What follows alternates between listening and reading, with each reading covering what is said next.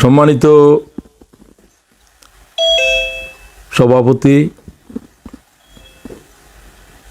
এবং আজকের অনুষ্ঠানের বিজ্ঞ উপস্থিতি, আমি আল্লাহ তাআলার শুকরিয়া আদায় করছি, যিনি ওয়াহদাহু লা শারীকা লাহ। দরুদ এবং সালাম পেশ করছি মানবতার মহান রসুল মুহাম্মদ ইবনে আবদুল্লাহ সাল্লাল্লাহু আলাইহি ওয়াসাল্লামের জন্য।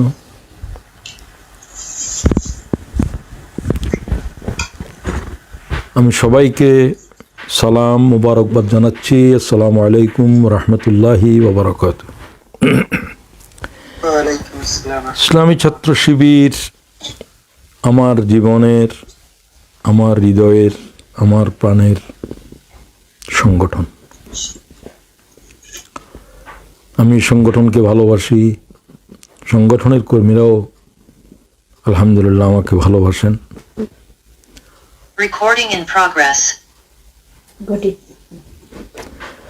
আমি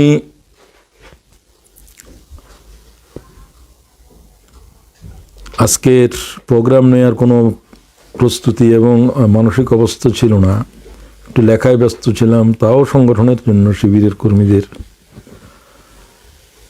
তো ইসলামী ছাত্র শিবিরের কেন্দ্রীয় সভাপতি অনুরোধ করছে, আমার কাছে বলা হলো ইমরানের পক্ষ থেকে। তো সালাউদ্দিন আইয়ুবী, খুব ঐতিহাসিক নাম, সভাপতি সাহেবের খুব শুক্রিয়া। আর সেক্রেটারি সাহেব তো আলহামদুলিল্লাহ হাফিজে কোরআন। আমি বললাম ইসলামী ছাত্র শিবিরের ইতিহাসে হাফিজে কোরআন সেক্রেটারি জেনারেল মনে হয় রাশেদই প্রথম। আল্লাহ তাআলা সভাপতি সেক্রেটারির উপরে আল্লাহ তোমার মায়ার হাত টেনে দাও, এবং যারা এই আন্দোলনে তাদের সাথে রয়েছে এই দুর্যোগ মুহূর্তে, আল্লাহ কিয়ামতের কঠিন দুর্যোগ তাদের জন্য সহজ করে দাও। তো সুতরাং খুব দায়িত্বশীল ভাইদের এই অনুষ্ঠান, আমি এই পর্যায়ে দায়িত্বশীলদের অনুরোধে আমার যে কোনো প্রোগ্রামকে আমি মুলতবি রাখাকে আমার জন্য জরুরি মনে করেছি। আল্লাহ তাআলা যেন যে উদ্দেশ্যে আজকে প্রোগ্রাম, যে উদ্দেশ্যে আমাদেরকে কথা বলার জন্য বলা হয়েছে, আল্লাহ তুমি সেই উদ্দেশ্য, সেই লক্ষ্যকে 100% বাস্তবায়ন করো, পরিপূর্ণতা দান করো। তো দার্সে কোরআনের আনুষ্ঠানিকতায় আমি আজকে কথা বলবো না, আমি বলেই দিয়েছি আগে। এই বিষয়ের উপরে দার্স দেওয়া যেত, কিন্তু আমি কথা বললেই ভালো হবে মনে করেছি। পরকালীন জীবনের বিস্তৃত বিষয়ের উপরে আজ আমরা কথা বলবো না, শুধু কিয়ামতের দিবস নিয়ে কথা বলবো, এবং আখিরাতের জীবনের সবচেয়ে ভয়াল কঠিনতম দিন হবে ইয়াউমিদ্দিন।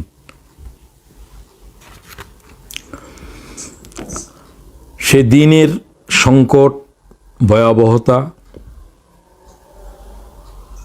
মানব ইতিহাসে এর সাথে তুলনা করার কোনো দিন আর নেই।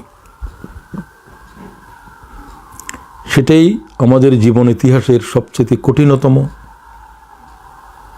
ভয়াবহতম। সেই সংকটের প্রস্তুতি নিতে হবে আজকে থেকেই। এই জন্য এই শব্দটা আমি যোগ করে দিয়েছি। আখিরাতের আলোচনা করতে গিয়ে সংগঠনের কর্মী ভাইয়েরাও আমার আলোচনা শুনেছেন বিভিন্ন সময়ে। তো ঠিক এই কথাটা নিয়ে আমি কথা বলিনি, আজকের প্রস্তুতি কি হওয়া উচিত, আমি এটাকে একটু হাইলাইট করব। কারণ শুধুমাত্র কিয়ামতের বিভীষিকা আলোচনা করাই আমাদের জন্য মূল নয়। আর আল্লাহ তাআলা সেগুলো বলার উদ্দেশ্য এই যে আমার বান্দারা যেন এই সমস্ত কঠিন এ ভয়াবহ সংকট থেকে নিষ্কৃতি পেতে পারে।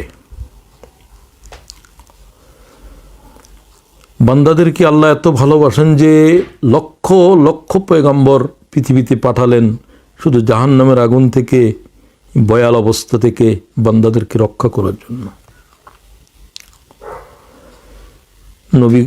নবীদেরকে খুন করেছে বান্দারা, শত শত পয়গম্বরকে খুন করেছে, তাদের রক্ত পৃথিবীর মাঠে চুষে খেয়েছে। একটা পয়গম্বরের খুন সমগ্র মানব জাতির রক্ত, বিশেষ করে মুমিনদের রক্ত যদি এক মহাসমুদ্র সৃষ্টি হয়, আল্লাহর এক পয়গম্বরের এক কাতরা খুনের দাম এর চাইতে বেশি। শুধু ইসরায়েলদের হাতে, বনি ইসরায়েলদের হাতে 300-এর উপরে আল্লাহর পয়গম্বর শাহাদাত বরণ করেছে। এটা ইতিহাসের দলিল। 350 পর্যন্ত বলেছে কেউ কেউ। তো যাই হোক, এরপরেও আল্লাহ তাআলা পয়গম্বর পাঠিয়েছেন, বারবার অপরাধ করেছে, আল্লাহ তাআলা ক্ষমা করে দিয়েছেন আমাদেরকে। কিন্তু অপরাধ এই পর্যায়ে বাড়াবাড়ি, মানব জাতির নবী খুন করে দেয়া, আল্লাহ তাআলার বিরোধিতার চরম পর্যায়ে পৌঁছে যাওয়া, যেগুলোকে ক্ষমার অযোগ্য বলেই কিয়ামতের দিন বিবেচিত হবে। তো পৃথিবীর বলতে গেলে অনেকটা সূচনা লগ্ন থেকেই আদম আলাইহিস সালামের তো অনেক বংশধর রেখে তিনি দুনিয়াতে গেছেন। তিনি 1000 বছর পূর্ণ করেছেন হায়াত। কোনো কোনো ঐতিহাসিকের মতে প্রায় 40,000 আওলাদ নাতিপুতি রেখে এই 1000 বছর বয়সের ভিতর, আর সন্তান হতেও তো জোড়া জোড়া। তো তিনি পৃথিবী থেকে গিয়েছেন। তাঁর ছেলেদের ভিতরে শীস আলাইহিস সালাম প্রথম আদম আলাইহিস সালামের নবুয়তের ঝান্ডা উঁচু রেখেছিলেন। এরপরে গোমরাহি আবার পৃথিবীর গ্রাস করেছে। তো সেই যুগ থেকেই মানব জাতির কাছে আখিরাতের বিষয়ে একটা প্রশ্ন ছিল।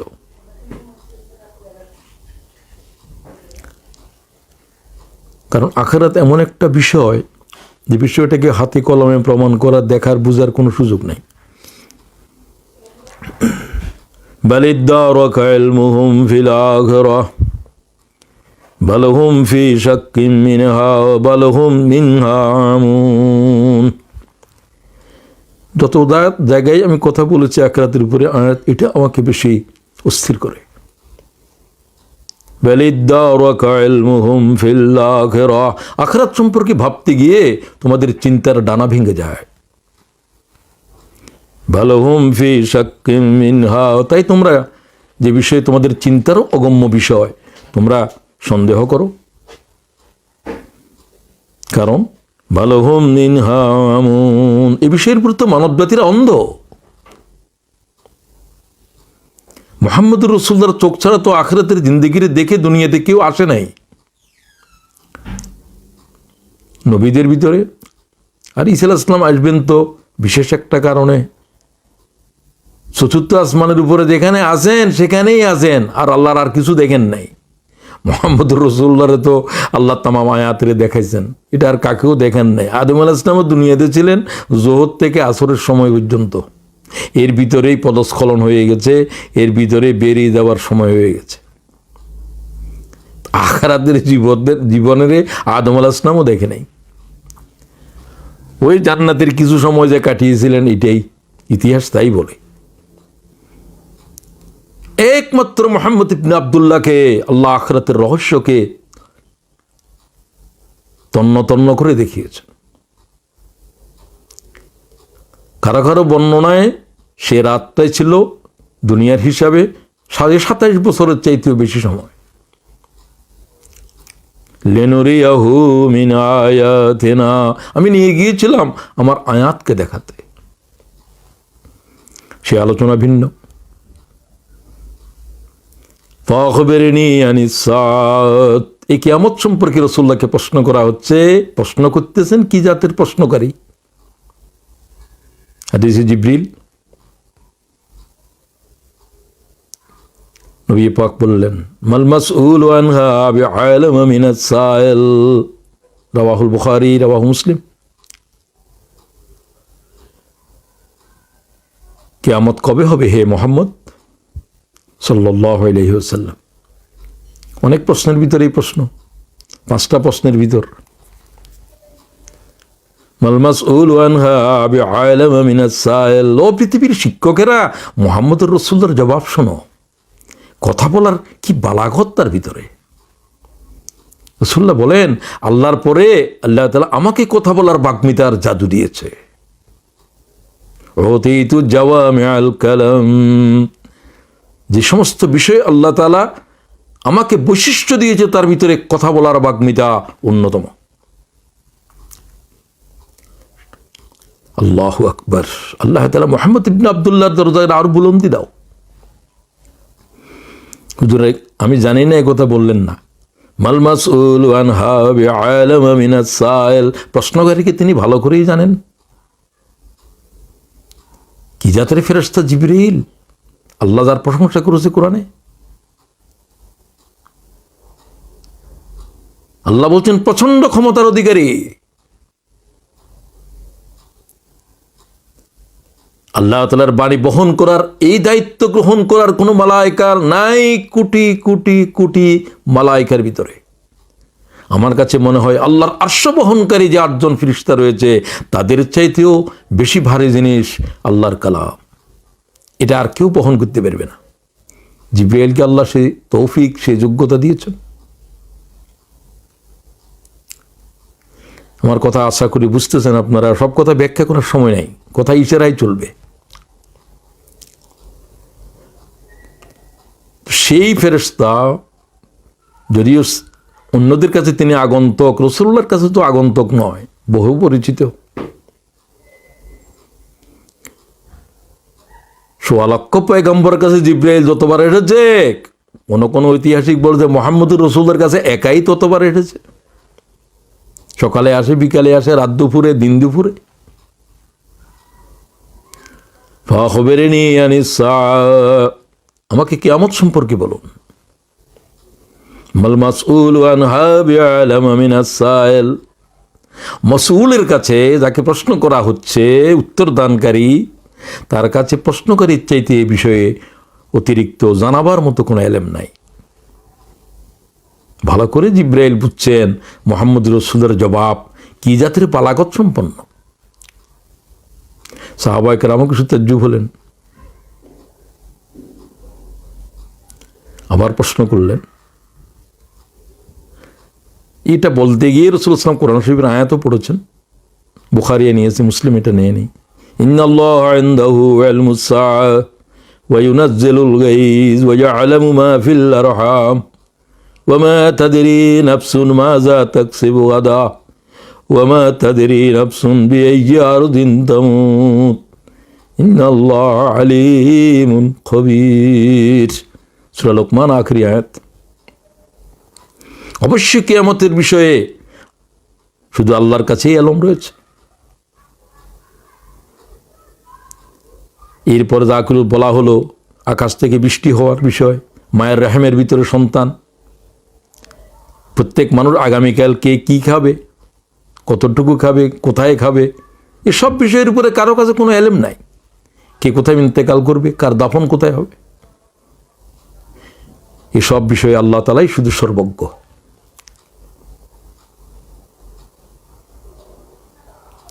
রাসূল পাক সাল্লাল্লাহু আলাইহি ওয়াসাল্লামের এই জবাব জিবরাইল শুনলেন এবং এটা তো লাজবাব করার জবাব।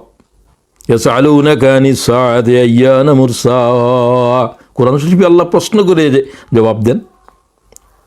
লোকেরা তোমাকে জিজ্ঞাসা করছে সেই চরমক্ষণটি কখন আসবে, যেদিন পৃথিবীর প্রলয় হবে। সেদিন সম্পর্কে আপনাকে জিজ্ঞাসা করে। ফিমা আনতা মিন যিকরা ইলা রাব্বিকা মুনতাহা। বলে দেন এই বিষয়ের উপরে কথা বলার মতো আমি ব্যক্তি নই। আল্লাহর কোনো মখলুক সে বিষয়ের উপরে কথা বলতে পারে না। যিনি কিয়ামত সংগঠিত করবেন সেই ফেরেশতা ইসরাফিল নিজেই জানে না কিয়ামত কখন হবে। এই জন্য তিনি ফুঁ দেওয়ার জন্য সিংহে হাতে দাঁড়িয়ে রয়েছেন লক্ষ কোটি বছর। আল্লাহ বলবেন যে এখন সিংহে ফুঁক দাও, বাস তখন। যদি তিনি জানতেন যে এত হাজার বছর পরে, তখন সিংহে হাতে নিলে হতো না। আল্লাহর চিনে নেন ভালো করে। আল্লাহর হুকুম পালনের ব্যাপারে কি জাতির বিষয় জড়িত।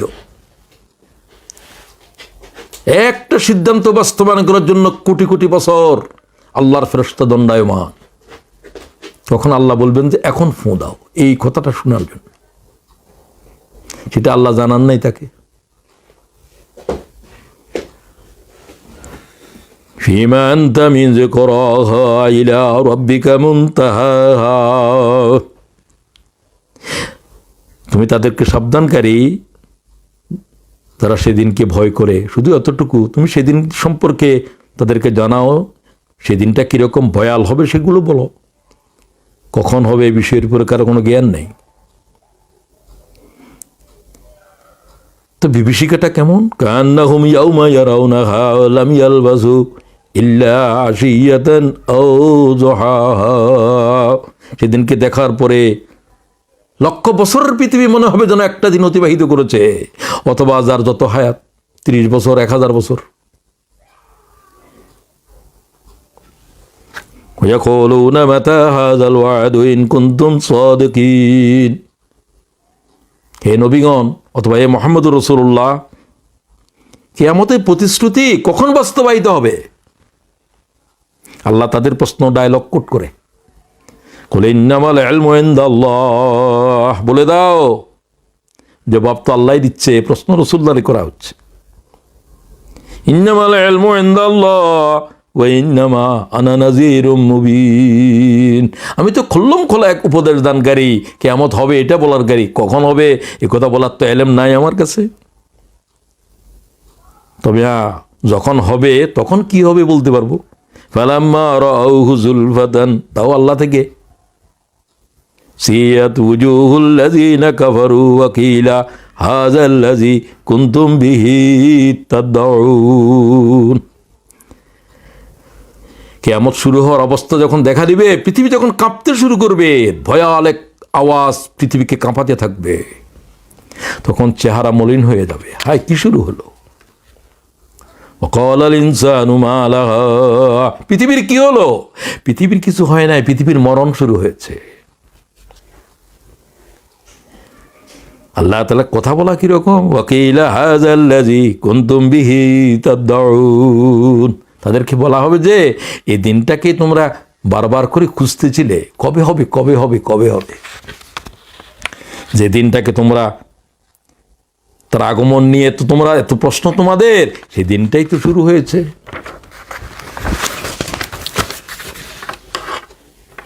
প্রিয় ভাইয়েরা, এ বিষয়ের উপরে দুনিয়ার অবিশ্বাসীদের বক্তব্যের আল্লাহ তাআলা জবাব দিয়েছেন। এই ধরনের বক্তব্য রাখার লোক কিয়ামত পর্যন্ত থাকবে।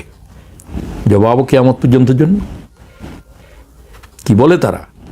আইযা মিথিনা ওয়া কুন্না তুরাব যালিকা রাজউম বাঈদ, সূরা কাফির আয়াতটা কি রকম? আইযা মিথিনা ওয়া কুন্না তুরাব যালিকা রাজউম বাঈদ, আমরা যখন মরে যাব, মাটির সাথে মিশে যাব, আবার জীবিত হব, এগুলো সুদূর পরাহত, এগুলো অনেক দূরের বিষয়। যালিকা রাজউম বাঈদ, আল্লাহু আকবার। আল্লাহ তাদের কথা ডায়লগ করে, আল্লাহ তাদের কথা থেকে জবাব দেয়। এগুলো তো অনেক দূরের বিষয় তারা বলে, এখনো বলার লোক আছে মাটির সাথে মিশিয়ে হয়ে যাবে, আবার কি করে জীবিত হবে। কাফেররাও তাই বলতো। وضرب لنا مثلا ونسي خلقه قال من يحيي العظام وهي رميم, কবর থেকে 100 বছরের পুরানো হাড্ডি মাটি হয়ে গেছে, সেটাকে নিয়ে এসে ফুঁ করে উড়িয়ে দিল। বলছে মোহাম্মদ বলছে এগুলো নাকি আরেকবার জীবিত হবে। কি বলে কি এগুলো? আল্লাহ কয়, মোহাম্মদ সরে যাও, তুমি কি জীবিত করবে? প্রশ্ন তোমাকে করা হচ্ছে, জীবিত তো আমিই করব, আমি জবাব দিই। কলি, এই সমস্ত আয়াতের আগে দিয়ে কল শব্দ ব্যবহার করে, এই জাতের শব্দ যে আয়াতে ব্যবহার করা হয়েছে, আল্লামা সুয়ুতি বলেন এগুলো কোরআন শরীফের ভয়াল আয়াত। এক কলের ভিতরে হাজার হাজার প্রশ্নের জবাব খতম করে দেওয়া হয়েছে। আমি এগুলোর উপরে পিএইচডি নিচ্ছে এরকম লোকের সাথে কথা বলছিলাম। আমি তখন এর আগে এত এইভাবে ভাবিনি যে সুয়ুতি কি বলছে। আমাকে সেদিন বাংলাদেশ থেকে কে বললো, মফিজ ভাই যে পিএইচডি করতে চায়। আমি বললাম যে কোল শব্দের উপরে যে আয়াতগুলো, ওই আয়াতের উপর পিএইচডি করো। যে এটা কি বোঝার জন্য যে তোমাকে আরেক ঘন্টা সময় দিতে হবে। যাই হোক, আমি যাদের কাছে কথা বলছি আলহামদুলিল্লাহ তারা এই সমস্ত বিষয়ের উপরে অনেক জ্ঞান রাখে, আমি আশা করি। তা আল্লাহ তাআলা জবাব দিচ্ছেন, ক্বাল ইউহয়িহাল্লাযী আনশাহা আউওয়ালা মাররা। জবাব দেওয়ার পদ্ধতি দেখেন আল্লাহ তাআলার। এই লোকেরা বলে জীবন তো শুধু আমাদের এই দুনিয়ায়, এরপরে তো আর কিছু নাই, কোনো হাড্ডি, এগুলো কি করে আবার জীবিত হবে? ক্বাল ইউহয়িহাল্লাযী আনশাহা, হ্যাঁ তাতে তিনি প্রাণ সংসার করবেন যিনি মাটি হওয়ার মধ্যে পরে কিভাবে জীবন দিবে তোমরা আশ্চর্য হচ্ছ। তোমাদের আব্বা যে মাটি ছিল, মাটির ভিতরে কি করে আমি জীবন ফুঁকে দিয়েছিলাম, সেভাবেই। এগুলো তো আমার জন্য কোনো বিষয় না, তোমাদের জন্য তো অনেক বড় বিষয়।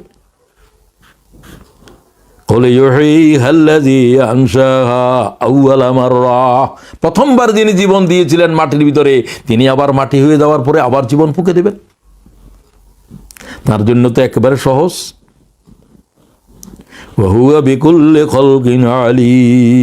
তোমরা কি সৃষ্টি সম্পর্কে আল্লাহর কিছু শিখাতে চাও না বলতে চাও? তিনি তো সর্বপ্রকারের সৃষ্টি। মাটি থেকে কি করে বানাইতে হবে, পানি থেকে কি করে বানাইতে হবে, 6 পাওয়ালা 2 পাওয়ালা কি করে বানাইতে হবে, সুবহানাল্লাহ।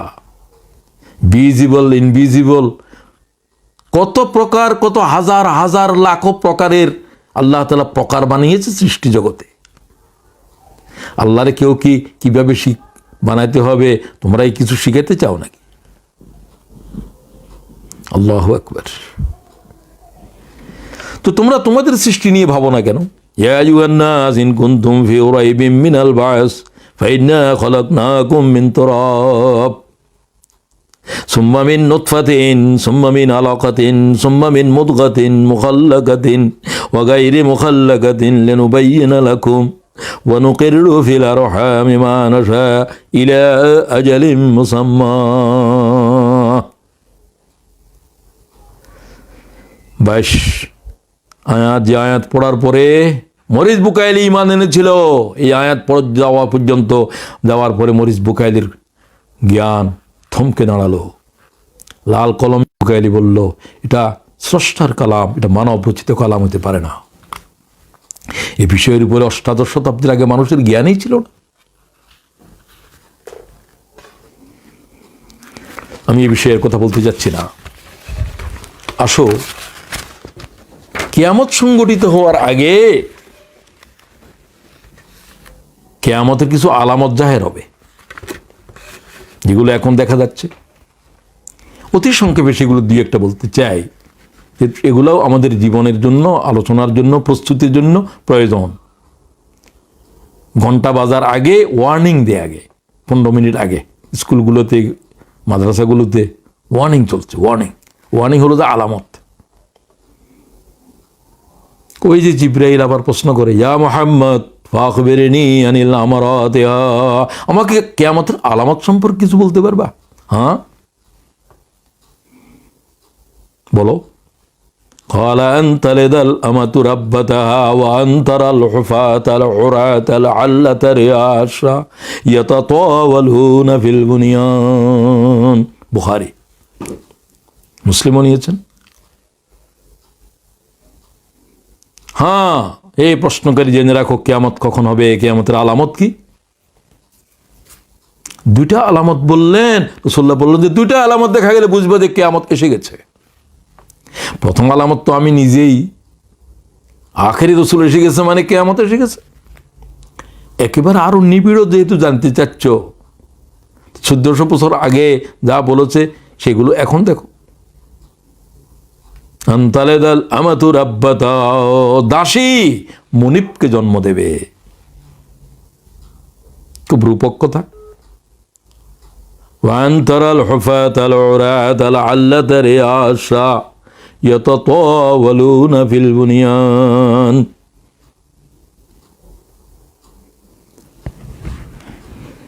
দাসী মুনিবকে জন্ম দেবে এবং নগ্ন পথ, নগ্ন দেহ। উটের রাখাল, বকরির রাখালেরা আকাশ চুম্বি দালানের ফাউন্ডেশন দিতে শুরু করবে। বুঝে নিও কিয়ামত এসে গেছে। ব্যাখ্যা করার সময় নেই, আমি খুব বোদ্ধা লোকদের কাছে কথা বলছি, আশা করি এই সমস্ত কথা ব্যাখ্যা তারাও করে, আলহামদুলিল্লাহ। তো শুধু দুটার, যেহেতু এই কথার উপরে অনেকগুলো কথা আছে, দাসী মনিবকে জন্ম দেবে, মাকেও বলা হতে পারে। আমার কাছে সবচেয়ে তাৎপর্যপূর্ণ তর্জমা এটাই, গোলাম বংশ থেকে, অবংশ থেকে মানব জাতির শাসকেরা আসবে। শাসন পরিচালনা করা এদের কাজ নয়, এদের কাজ হচ্ছে মানব খুন করা, আর এরা শাসকের দণ্ড হাতে নেবে। বুঝবে পৃথিবীর প্রলয়ের দিন এসে গেছে। এরা শাসকের বংশ নয়, এরা অবংশ থেকে আসছে। সমগ্র পৃথিবীতে আজ এই জাতের লোকেরাই বেশিরভাগ ক্ষেত্রে রাষ্ট্রের শাসনদণ্ড হাতে নিয়েছে। কি আমেরিকাতে, কি বাংলাদেশে, কি ভারতে, দেখেন কোন এক বটগাছের তলে চায়ের কাপ নিয়ে ফিডাফিডি করে। এত বড় ভারতের শাসক তুমি। আমি সেদিকে আর যাচ্ছি না।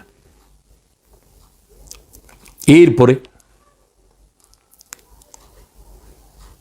وأن ترى الحفاة العراة العلة رياشا يتطاولون في البنيان, এটা কোনো কারকে হেয় করা হয় নাই। সমাজে এরকম পরিবর্তন আসবে, জের জবর হয়ে যাবে, জবর জের হয়ে যাবে, মরুভূমি সবুজ হয়ে যাবে, সবুজ মরুভূমি হয়ে যাবে। এরকম গৃহহীন মানুষ যারা ছিল, এই জাতের মানুষ এরকম থাকবে সমাজে। কিন্তু এগুলো যখন সম্পদের মালিক হয়ে আকাশচুম্বী দালান দেবে, আর দালানে যারা থাকতো তারা তখন খোলা আকাশের নিচে চলে আসবে। পৃথিবী উলট পালট হয়ে যাচ্ছে। কি আলামত? আর قال رسول الله والذي نفسي بيده ليوشكن أن ينزل فيكم عيسى ابن مريم, খবরদার, ঈসা ইবনে মারিয়াম না আসা পর্যন্ত আল্লাহর কিয়ামত সংঘটিত হবে না। হাকামান আদালান, যিনি এসে জমিনের উপরে 40 বছর ইনসাফের শাসন কায়েম করবে। ওয়ায়াকসিরাত সালিব, তিনি ক্রুশ ভেঙে ফেলবেন। ঈসা আলাইহিস সালামের জন্য যত ক্রুশ বানাইছে সমস্ত ক্রুশ দুনিয়া থেকে নির্মূল করে দেবেন, সব খ্রিস্টানরা তার উপর ঈমান আনবে। ওয়ায়াকতুলুল খিনজির, শূকর নিহত করবে। সমস্ত কিতাবে হারাম, এগুলো শূকরের চাষ করে। আমি যে দেশে থাকি এই দেশেও করে। ওয়ায়াজাল জিজিয়া, জিজিয়া রহিত করে দেবেন, কারণ জিজিয়া দেওয়ার মতো আর কোনো অমুসলিম থাকবে না। এই ইসলামী হুকুমতের পরে আল্লাহ তাআলার ইসলামের সিঙ্গা ফুঁকে দেবে। জিয়ার বিধান আর থাকবে না দুনিয়ার পরে।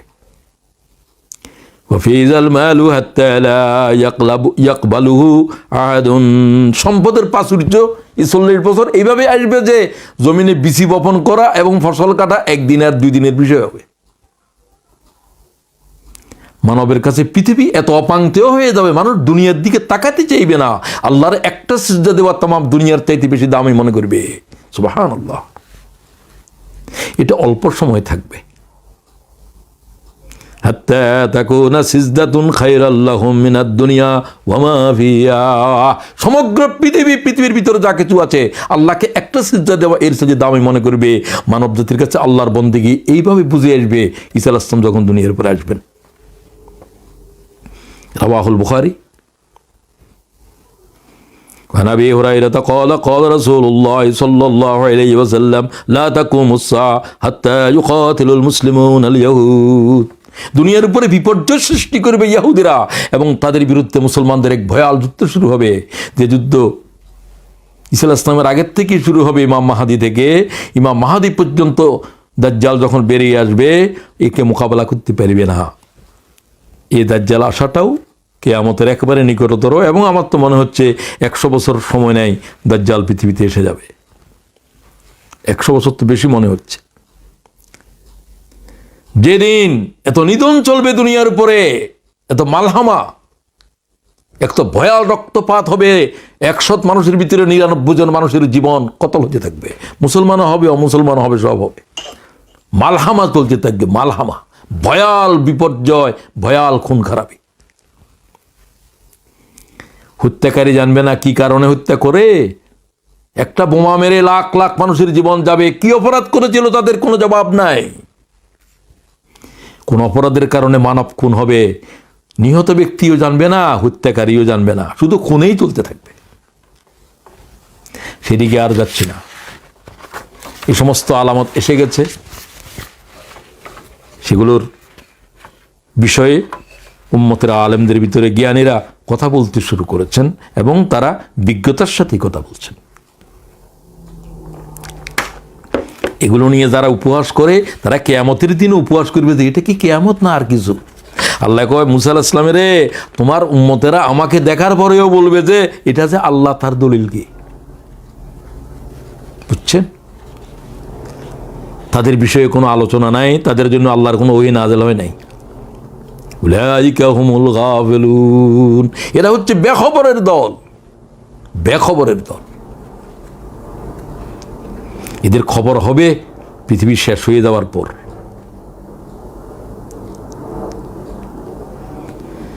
দুইজন ফেরেশতার গর্দানের উপরে হাত রেখে ঈসা আলাইহিস সালাম সব চতুর্থ আকাশ থেকে সিরিয়ার সাদা দবদবে মিনারের ওয়ালা মসজিদের উপরে দাঁড়াবেন, যে মসজিদ মাত্র কিছুদিন আগে নির্মাণ হয়ে যাবে, 50 বছরও হয় নাই, এর আগে ছিলই না। দামেস্কের পূর্ব দিকে ঈসা আলাইহিস সালামের মাথা থেকে যেন হীরা জহরত পড়তেছে, পানি টপকাচ্ছে, আসলে কিছুই টপকাচ্ছে না।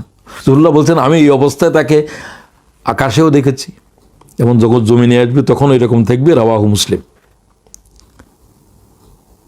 তাহাদ্দারা মিনহু জুমানুন কাল্লুলুইন, তার মাথা যখন নিজের থেকে উপরে এরকম করবে যেন হীরা জহরত ধরতেছে তার চুল থেকে, যেন তিনি গোসল করিয়ে এসেছেন। এটা আল্লাহ তাআলা তার ভিতরে এই ধরনের এক রহস্য দিয়েছেন। এগুলো মানুষেরাও দেখবে, কিন্তু আসলে তিনি কোনো এই মুহূর্তে গোসল করিয়ে আসছেন এমন নয়। ওয়ালা ইয়াহিল্লু লিকাফিরি ইয়াজিদু রিয়া নাফসি, তার নিঃশ্বাস কাফের বরদাস্ত করতে পারবে না। সমগ্র পৃথিবীর প্রযুক্তি রহিত হয়ে যাবে, সমস্ত কম্পিউটারের অ্যালার্ম, কম্পিউটারের স্ক্রিনে আর কিছু আসবে না। সমস্ত পরমাণু যেগুলো আমরা দেখতেছি এগুলোর কি আছে, কি কম্পিউটারে প্রিজার্ভ করা আছে, সব কিছু ডিলেট হয়ে যাবে, 1 সেকেন্ডে ডিলেট হয়ে যাবে। আল্লাহ তাআলা বলছেন ইমাম মাহাদি এবং ঈসা আলাইহিস সালামকে আল্লাহ তামাম পৃথিবীর উলুম একসাথে এক নিমিষে বকশিশ করে দেবে। কোনো পরমাণুর বিস্ফোরণও হবে না, পৃথিবী আগের মতো চলে যাবে, লাঠি ছোঁড়ার যুগ এসে যাবে। ঈসা আলাইহিস সালামের হাতে খঞ্জর থাকবে। এটা কি খঞ্জরের যুগ? এটা তো পরমাণুর যুগ। কিসের পরমাণু? পরমাণু তো আর ফুটবে না। পরমাণুর যখন কি হারিয়ে যাবে তখন পরমাণুগুলো খেলার বল হয়ে যাবে, এগুলো নিয়ে বাচ্চারা লাথি মারবে। ওয়ালা ইয়াহিল্লু লিকাফিরি ইয়াজিদু রিয়া নাফসি ইল্লা মাত, ইল্লা মাত। হাদিস শরীফের ব্যাখ্যা বলা হয়েছে, ইমাম মুসলিম হাদিস গ্রহণ করেছে, এক নিঃশ্বাসের পথ, ঈসা আলাইহিস সালামের নিঃশ্বাস যেখানে যতটুকু যাবে, এক চোখের পথ বলা হয়েছে, এর ভিতরে কোনো কাফের এটা বরদাস্ত করতে পারবে না।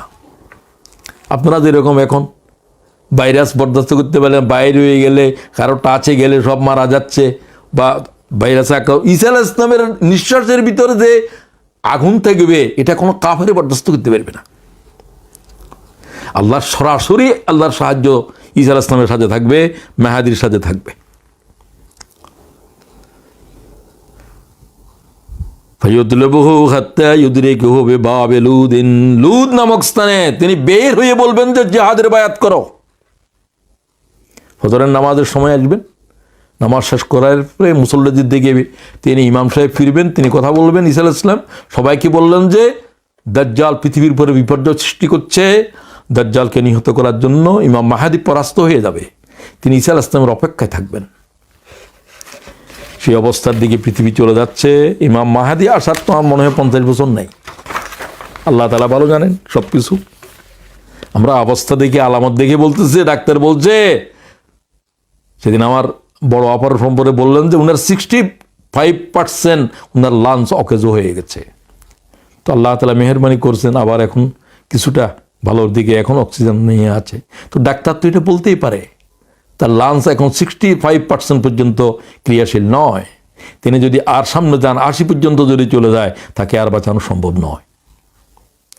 পৃথিবীর অবস্থা তাই,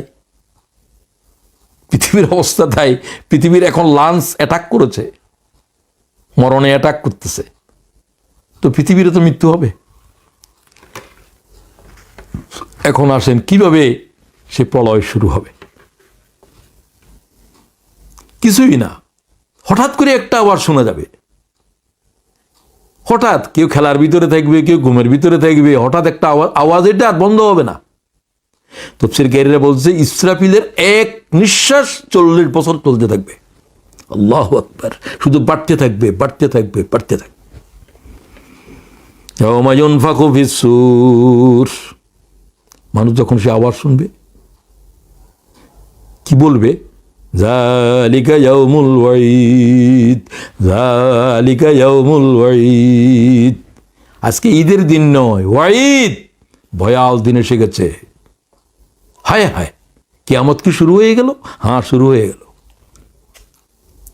গেল। তখন পৃথিবীর সব তছনছ হয় নাই, শুরু হলো মাত্র। ওয়ানফিকা ফিস-সূর ফাইযা হুম মিনাল আযদাসি ইলা রাব্বিহিম ইয়ানসিলুন। 3টা সিংহা হবে। দ্বিতীয় সিংহার যখন দেওয়া হবে, প্রথম সিংহের সমগ্র পৃথিবীর উপরে যা কিছু আছে সব তছনছ হয়ে যাবে। কারণ শুধু আওয়াজ হবে না, আওয়াজের সাথে কাঁপতে থাকবে।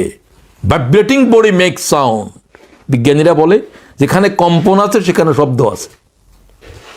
ইযা যুলজিলাতিল আরদু জিলজালাহা ওয়া আখরাজাতিল আরদু আসকালাহা। প্রচণ্ড এক কাঁপুনি সমগ্র পৃথিবীকে এক প্রচণ্ড ঝাঁকুনি দেবে।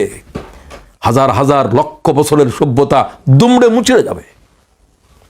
সুনামি দেখেন না, এক নিমিষের ভিতরে 13 তলা 20 তলা দালান ভেঙ্গে চুরে দুমড়ে মুচড়ে যায়। সমগ্র পৃথিবীর উপরে সুনামি শুরু হবে। এগুলো এখন বুঝতে তো কোনো অসুবিধাই নেই।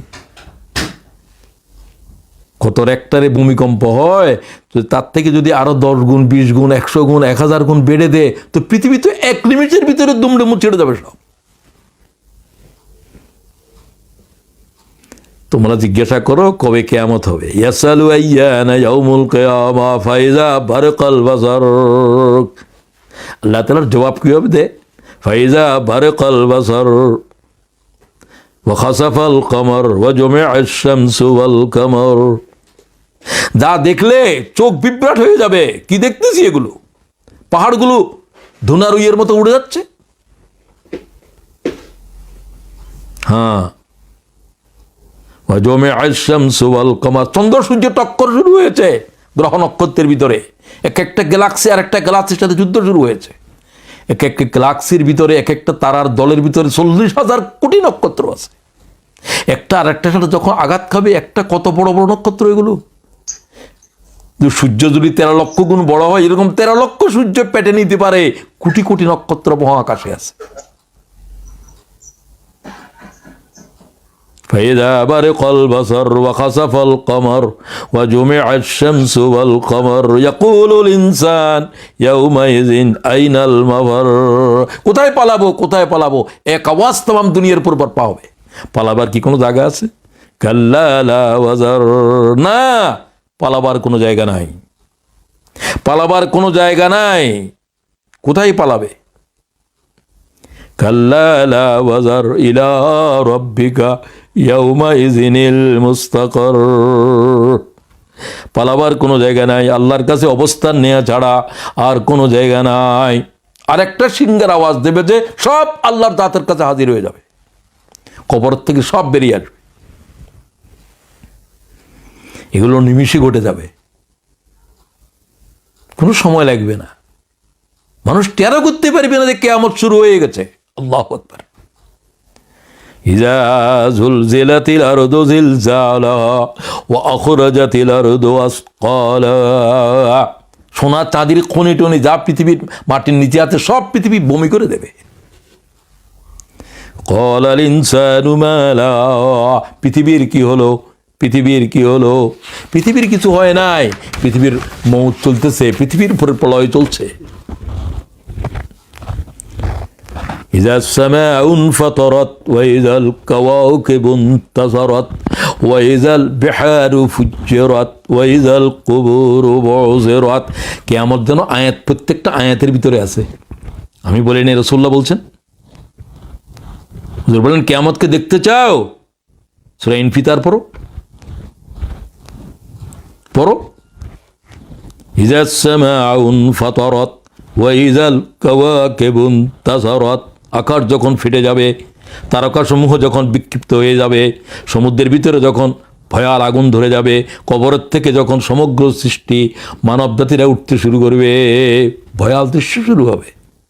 إذا السماء انفطرت وإذا الكواكب انتثرت وإذا البحار فجرت وإذا القبور بعثرت علمت نفس ما قدمت وأخرت। মানব জাতিরা প্রত্যেকেই বুঝতে পারবে কি করছে দুনিয়ায়, সবকিছু এখন তার সামনে হাজির হয়ে যাবে। ইবনে আব্বাস, তুহশারুনা ইয়াউমাল কিয়ামাতি হুফাতান উরাতান গুরলান। ইবনে আব্বাস ফরমান, নবী পাক সাল্লাল্লাহু আলাইহি ওয়াসাল্লাম ফরমান, প্রত্যেকটা মানব এই অবস্থায় উঠবে, উলঙ্গ অবস্থাতে, খতনাবিহীন অবস্থাতে, একটা সুতার বস্ত্র থাকবে না শরীরের সাথে, উলঙ্গ অবস্থায় উঠবে সবাই, নবীরা পর্যন্ত। সুবহানাল্লাহি ওয়া বিহামদিহি হুফাতান উরাতান গুরলা। হাদিসের লফজ শুনেন, এই হাদিস ইমাম বুখারী গ্রহণ করেছে। হুফাতান উরাতান গুরলা, সুবহানাল্লাহ। খতনাবিহীন, নগ্ন পথ, নগ্ন দেহ, প্রত্যেকটি মানব উঠতে থাকবে, আল্লাহর সামনে হাজির হবে এই অবস্থায়। আল্লাহ তাআলা আওয়াজ দেবেন, وأول من يقصى إبراهيم خليل يقول الله عز وجل اقصوا إبراهيم خليل। আমার খলিল ইব্রাহিমকে কাপড় পরাও, আল্লাহ প্রথম আওয়াজ দেবে। সম্ভবত মুহাম্মদুর রাসূলুল্লাহ ছাড়া আর কোনো পয়গম্বরের সাথে বস্ত্র থাকবে না। এটা আমার ভালোভাবে জানা নাই, রাসূলুল্লাহ সাল্লাল্লাহু আলাইহি ওয়াসাল্লাম সম্পর্কে আমি বলতেছি না, তবে আল্লাহ তাআলার হাদিসের লফজ, যে হাদিস ইমাম বুখারী গ্রহণ করেছে বিশুদ্ধ সনদে, ইমাম বুখারীর কিতাবের বিশুদ্ধ সনদ বলাও প্রয়োজন নাই। আল্লাহ কি বলবেন হাদিসে কুদসি, উকসু ইব্রাহিম খলিল, আমার বন্ধু খলিলকে কাপড় পরাও। সমগ্র মানব জাতির সামনে ইব্রাহিমকে উলঙ্গ করা হয়েছিল। আল্লাহ তাআলা বলছে, আমি সেই ইব্রাহিমকে, তোরা সবাই উলঙ্গ, তোরা বস্ত্র পরেছিলি, ইব্রাহিমকে উলঙ্গ করেছিলি জ্বলন্ত আগুনে ফেলে দেওয়ার সময়, আজকে তোরা সব উলঙ্গ, ইব্রাহিমই শুধু কাপড় পরবে। ও আল্লাহ তাআলা, আম্মাজান আয়েশা হাদিস শোনার পর রাসূলুল্লাহকে বললেন, হুজুর আয়েশার সাথেও কি বস্ত্র থাকবে না? রাসূলুল্লাহ বলছে, আয়েশা তুমি যে উলঙ্গ থাকবে তুমিও জানবে না, কিয়ামতের বিভীষিকা দেখার পরে তোমার সাথে বস্ত্র আছে কিনা তোমার খবর থাকবে না, কি অন্যেরা দেখবে। ইয়াকুলুল্লাহু তাআলা উকসু ইব্রাহিম খলিল, আমার বন্ধু খলিলি ইব্রাহিমকে কাপড় পরাও। কেন? লিয়া'লামান নাসু ফাদলাহু, আমি ইব্রাহিমের ইজ্জতের দুনিয়ার সামনে দেখাতে চাই কিয়ামতের মাঠে, বিশ্ব সম্মেলনে। সুম্মা ইউকসান নাসু কদরাল আমাল, এরপরে এরপরে এরপরে এরপরে নবীগণ, তারপরে সাহাবী, তারপরে তুমি পর্যন্ত প্রত্যেক মুমিনকে আল্লাহ তাআলা বস্ত্র পরাবেন। সর্বপ্রথম ইব্রাহিম দিয়ে শুরু হবে। এই জন্যই মুহাম্মদুর রাসূলুল্লাহকে এক্সক্লুড করেছি, ইল্লা দিয়ে বলছি, রাসূল পাক সম্পর্কে আমি জানি না। ইয়াউমা তারজুফুল আরদু ওয়াল জিবালু ওয়া কানাতিল জিবাল কাসীবাম মাহিলা, সমগ্র পৃথিবী থেকে কোনো পাহাড় পর্বত থাকবে না, পৃথিবী এক তামার মাঠ হয়ে যাবে। ওয়া তারাল জিবালু তাহসাবুহা জামাদ ওয়া হিয়া তামুররু মাররাস সাহাব। কি আয়াত আল্লাহ কোরআন শরীফে জিকির করে, তোমাদের চোখের সামনে পাহাড়গুলো যে মেঘমালার মতো উড়ে যাবে, ধুনারুইয়ের মতো চলে যাবে, চোখে দেখতে পাবে। মানুষেরা প্রশ্ন করে তোমাকে, পাহাড়গুলো, হিমালয় পাহাড় কোথায় যাবে? ইয়াসআলুনাকা আনিল জিবাল, ইয়াসআলুনাকা আনিল জিবাল, সূরা তাহা, ফাকুল ইয়ানসিফুহা রাব্বি নাসফা, বলে দাও হিমালয় পর্বত কোথায় যাবে, উহুদের পাহাড় কোথায় যাবে, বলো আমার রব এগুলাকে ধুলায় পরিণত করে দেবে। আল্লাহু আকবার। সুতরাং কিয়ামত শুরু হওয়ার পরে হাসরের জমিন খাড়া হবে। হাজার হাজার বছর সমগ্র মানব দাঁড়িয়ে থাকবে, আল্লাহ হিসাব শুরু করবে না। সুবহানাল্লাহি ওয়া বিহামদিহি। কি প্রচন্ড দাবদাহ চলছে, ঝাঁকে ঝাঁকে মালায়েকা নামবে, এক জিকির সুবহান কুদ্দুস রাব্বুল মালাইকাতু ওয়ার রূহ। ফেরেশতাদের এটাই জিকির, এটাই খাদ্য, এটাই তাদের জীবন। সুবহান কুদ্দুস রাব্বুল মালাইকাতু ওয়ার রূহ। আমরা নামাজের ভিতরে সুবহানাল্লাহর জিকির, আলহামদুলিল্লাহর তাসবিহ যেখানে পড়ি, এটাও রাসূলুল্লাহ পড়তেন। সুবহান কুদ্দুস রাব্বুল মালাইকাতু ওয়ার রূহ। আল্লাহর বান্দারা, জীবনে একবারও কি পড়েছ? ইবনে কাইয়্যিমের কিতাব পড়ো, আলবানিও লিখেছেন। রাসূলুল্লাহ রুকুর তাসবিহর ভিতরে কি কি পড়তেন, তার ভিতরে এটা একেবারে বিশুদ্ধ হয়ে বর্ণিত। সুবহান কুদ্দুস রাব্বুল মালাইকাতু ওয়ার রূহ। মালাইকারা এই জিকির করতে করতে নামবে, হাজার হাজার লাখে লাখ। আবার আসবে, লোকেরা বলবে প্রচণ্ড গরমের ভিতরে, আল্লাহ কি বিচার শুরু করবে? কয়ে না, আল্লাহ এখনো, আল্লাহ তার আরশও আসে না, এখনো আনেন না, আল্লাহ এখনো দৃশ্যমান হন নাই, বিচার শুরু হবে না। মানুষেরা কি এতের অবস্থা দিবে, 70 গজ পর্যন্ত মানব জাতিরা ঘামের ভিতরে সাঁতরাতে থাকবে। পয়গম্বরদের কাছে শুধু মানুষেরা অনুরোধ করবে যে, ও আল্লাহ বিচার শুরু করছে না, সহ্য করতে পারছি না, আর যা করবার জাহান্নামে দিলে দিয়ে দাও, আর কিয়ামতের এটা আর বরদাস্ত হচ্ছে না। তো আল্লাহ তো হিসাব শুরু করবে না। আল্লাহ তাআলা এখনো কিয়ামত শুরু হলো, হিসাব শুরু হলো এ কথা বলবেনও না। আল্লাহ তখনও গায়েবের ভিতরে থাকবে। এরকম 4 দল নামবে, এরপর আল্লাহর আরশ বহনকারী ফেরেশতারা নামবে। কি জাতের ফেরেশতারা আল্লাহর আরশ বহন করে? আরশ কি জিনিস? এগুলো তো মুতাশাবিহাতের বিষয়। সমগ্র সাতবক আসমান জমিন তামাম মখলুক আরশের কাছে এক বালিকণার মতো, বালিকণা বালিকণা। এই আকাশ জমিন যা কিছু আছে সব আরশের কাছে একটা আংটি বলা হয়েছে হাদিসে। তোমার একটা আংটি যেরকম বুঝার জন্য। তো আরশ এটা কত বড়, আরশ বহন করতেছে যে এগুলা ঘাড়ের উপরে আরশ বহন করে আছে। আল্লাহ তাআলা তাদেরকে তৌফিক দিয়েছেন। সুবহানাল্লাহি ওয়া বিহামদিহি। এক হাদিসের ভিতরে দেখলাম, আরশ বহনকারী ফেরেশতাদের টাকনো, পা থেকে টাকনু পর্যন্ত, মানে হাঁটু পর্যন্ত হলো নিকট জমিন থেকে একেবারে প্রথম আকাশ পর্যন্ত 20 বিলিয়ন লাইট ইয়ার। ফেরেশতা এটার এটা যদি তোমাকে সায়ের করতে হয়, তাহলে 21 কোটি বছর তোমাকে আলোর গতিতে দৌড়ায় যেতে হবে, তার হাঁটু পর্যন্ত যেতে লাগবে। এই জাতের ফেরেশতা আল্লাহর আরশ বহন করতেছে। আমি বললাম, এগুলোই পর্যন্ত আল্লাহ তাআলার কালামুল্লাহ বহন করতে পারবে না, জিবরাইল ছাড়া। সেগুলো ভিন্ন আলোচনা।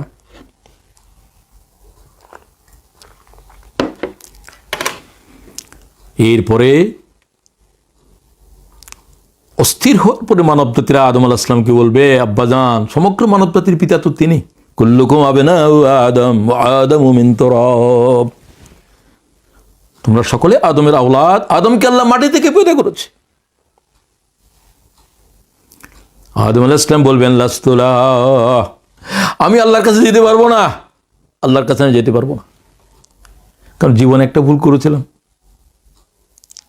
লাস্তুলাহা শব্দ এটা ইমাম তিরমিজি হাদিসে নিয়েছেন যে 1.25 লক্ষ পয়গম্বর পর্যন্ত আসবে। প্রথম উলিল আজমদেরকে বলা হবে। কেউ কেউ বলছে শুধু উলিল আজম 5 জন, তারা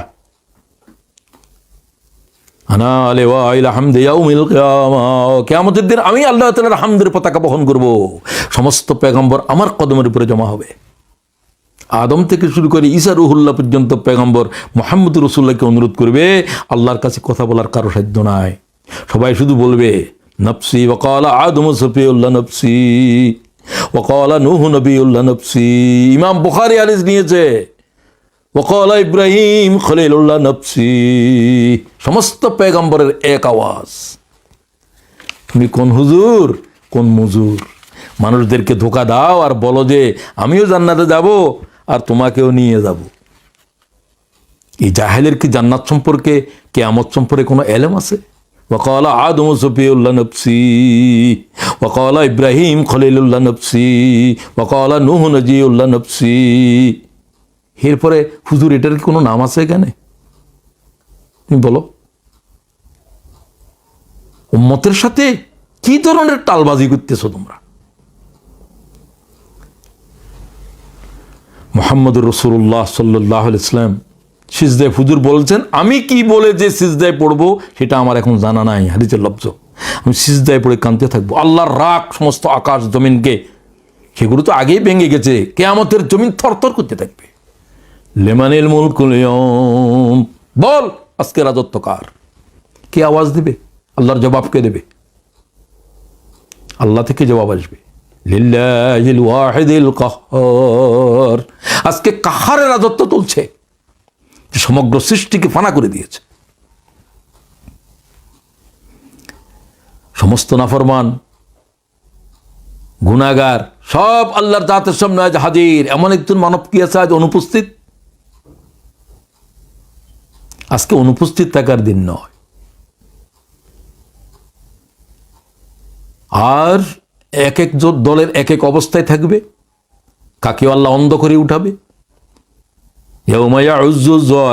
আর ওমান আরাদা আন যিকরি ফাইন্না লাহু মাঈশাতান যানকা। এগুলো সব মুসলমান, অন্ধ করে যাদেরকে উঠানো হয়েছে, এরা কোরআন শরীফ পড়েছিল, কাফেরের কথা বলা হয় নাই। আরাদা আন যিকরি ফাইন্না লাহু মাঈশাতান যানকা ওয়া নাহশুরুহু ইয়াওমাল কিয়ামাতি আ'মা। সূরা তাহা। কোরআন শরীফ দেখার তোর সুযোগ হয় নাই, কোরআন শরীফ পড়ার পরে ও জালেম, তোর অন্ধ করে উঠানো হবে কিয়ামতের মাঠে। আল্লাহর কোরআন বলছে, ক্বালা রাব্বি লিমা হাশারতানি আ'মা ওয়া কাদ কুনতু বাসীরা। পরওয়ারদিগার, আমার তো দুনিয়ার চক্ষু ছিল, আমার অন্ধ করে কেন উঠাইলে? আমি কোথায় যাব, কি করব? কিছুই তো পথ দেখতেছে না। একে তো কিয়ামতের বিভীষিকা, এর উপরে সে অন্ধ। ও আল্লাহ রহম করো আমাদের প্রতি। ক্বালা কাযালিকা আতাতকা আয়াতুনা ফানাসিতা। আমার আয়াতের জেনে বুঝে অন্ধ ছিলি, তোরে আজ অন্ধ করে উঠালাম। তুই আমার কোরআন শরীফ ভুলে গিয়েছিলি, আমি তোর বিষয়ে আজ ভুলে রইলাম। আল্লাহ তাআলার জবাব কত কঠোর। ওয়া কাযালিকাল ইয়াউমা তুনসা। আজকে তোকে অন্ধ করেই, অন্ধ অবস্থায় তোর হিসাব চলবে, অন্ধ অবস্থায় জাহান্নামে যাবি। সেদিনকে দেখার পরে কোনো বালক থাকতে পারবে না, বুড়ো হয়ে যাবে। আল্লাহ বলে, ফাকাইফা তাত্তাকুনা ইন কাফারতুম ইয়াওমান ইয়াজআলুল ওয়িলদানা শিবা। যে দিনকে দেখার পরে 12 বছর 13 বছরের বালক তার সমস্ত চুল পেকে যাবে, বৃদ্ধ হয়ে যাবে। আল্লাহর কোরআন বলছে, ফাকাইফা তাত্তাকুনা ইন কাফারতুম ইয়াওমান ইয়াজআলুল ওয়িলদানা শিবা। এই জাতের একটি ভয়াল অবস্থা ছিল, তোমরা সেদিনকে ভয় করো। ইয়া আইয়ুহান নাসু ইত্তাকু রাব্বাকুম ইন্না জালজালাতাস সাআতি শাইউন আযীম ইয়াওমা তারাউনাহা তাযহালু কুল্লু মুরদিআতিন আম্মা আরদাআত ওয়া তাদাউ কুল্লু যাতি হামলিন হামলাহা ওয়া তারান নাসা সুকারা ওয়া মা হুম বিসুকারা ওয়ালাকিন্না আযাবাল্লাহি শাদীদ। যে দিনকে দেখার পর বিহবল হয়ে যাবে মানব জাতিরা, যেন মদ্যপায়ী মাতাল তুলতেছে। তারা কি মদ পান করেছে? না। ওয়ামা হুম বিসুকারা ওয়ালাকিন্না আযাবাল্লাহি শাদীদ। আল্লাহর আযাবের ভয়ে টলতে আছে উম্মাদের মতো আজ কিয়ামতের জমিনের উপরে। আজকে ওই দিন, যেদিন স্তন্যদানকারী মা তার সন্তানকে ভুলে যাবে। দুগ্ধদানকারী মা সন্তানকে কিভাবে মনে রাখে? আল্লাহ তাআলার কোরআন বলছে না, আজকে স্তন্যদানকারী মা তার সন্তানকে ভুলে যাবে। ইয়াউমা তারাউনাহা তাযহালু কুল্লু মুরদিআতিন আম্মা আরদাআত ওয়া তাদাউ কুল্লু যাতি হামলিন হামলাহা। সমস্ত গর্ভবতী গর্ভপাত করে দিবে আল্লাহর জাতের ভয়।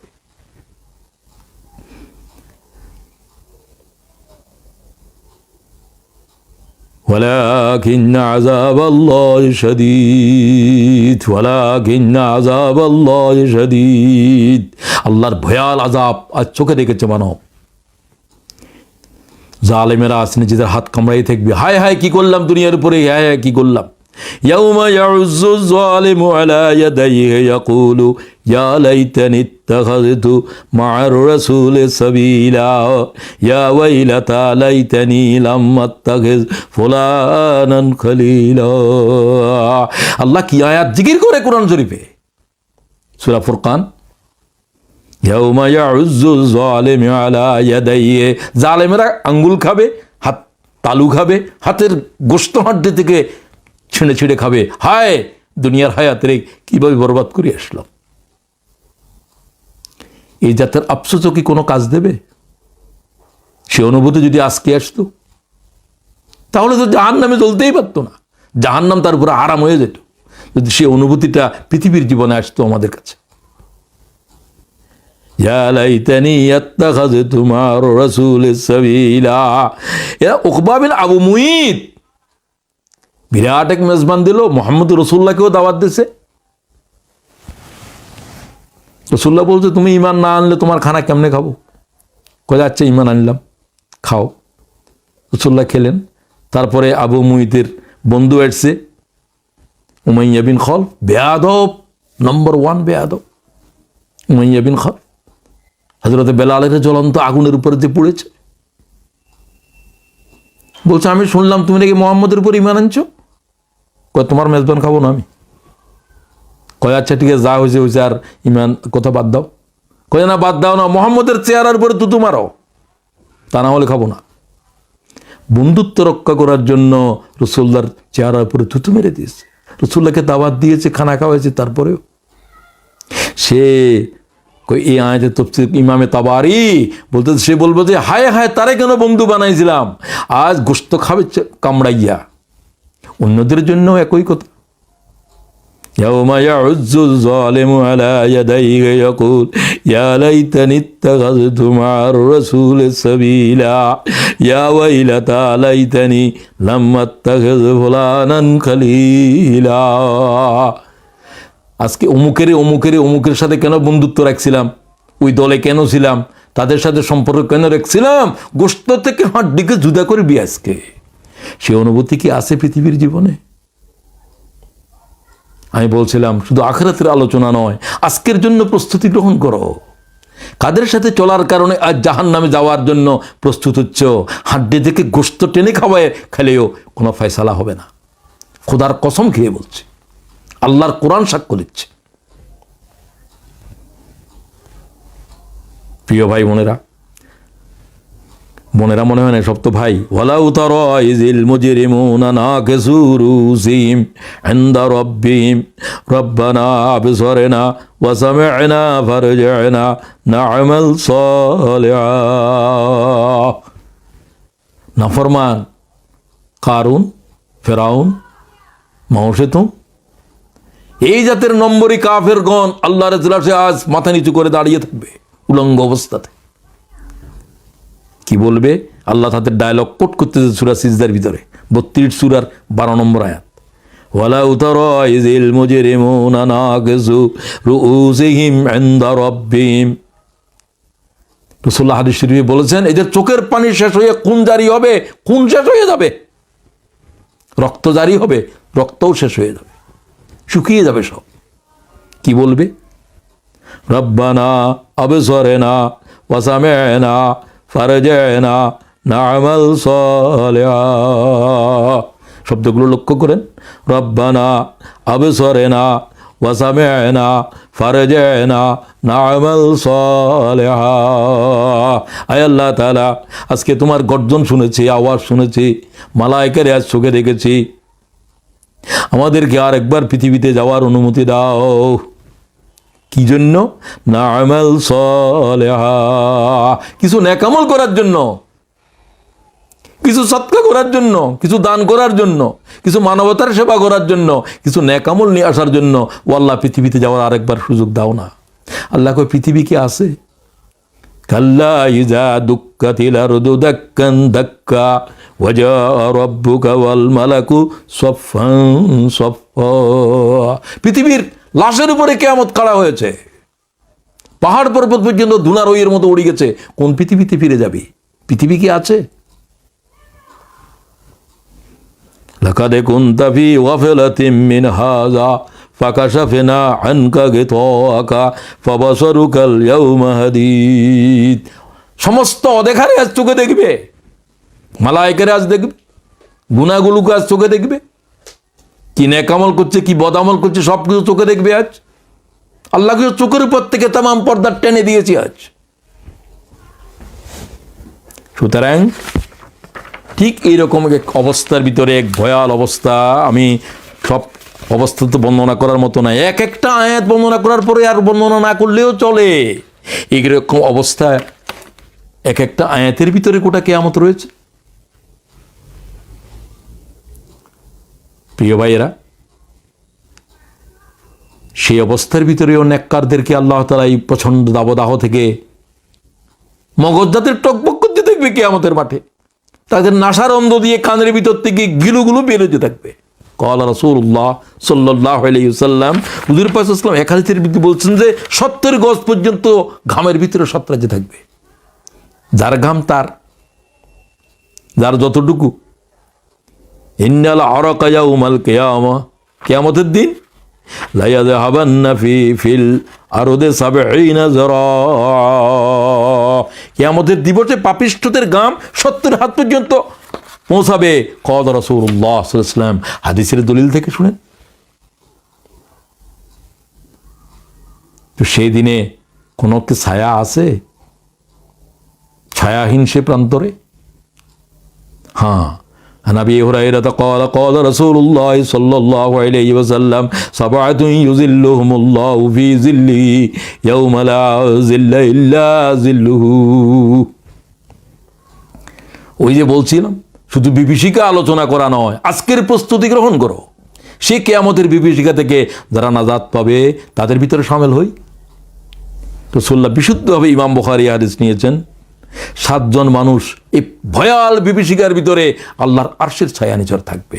নবীগণ যেখানে থাকবে, মান নবিয়িন ওয়া সিদ্দিকিন ওয়া শুহাদা ওয়া সালিহিন ওয়া হাসুনা উলাইকা রফিকা,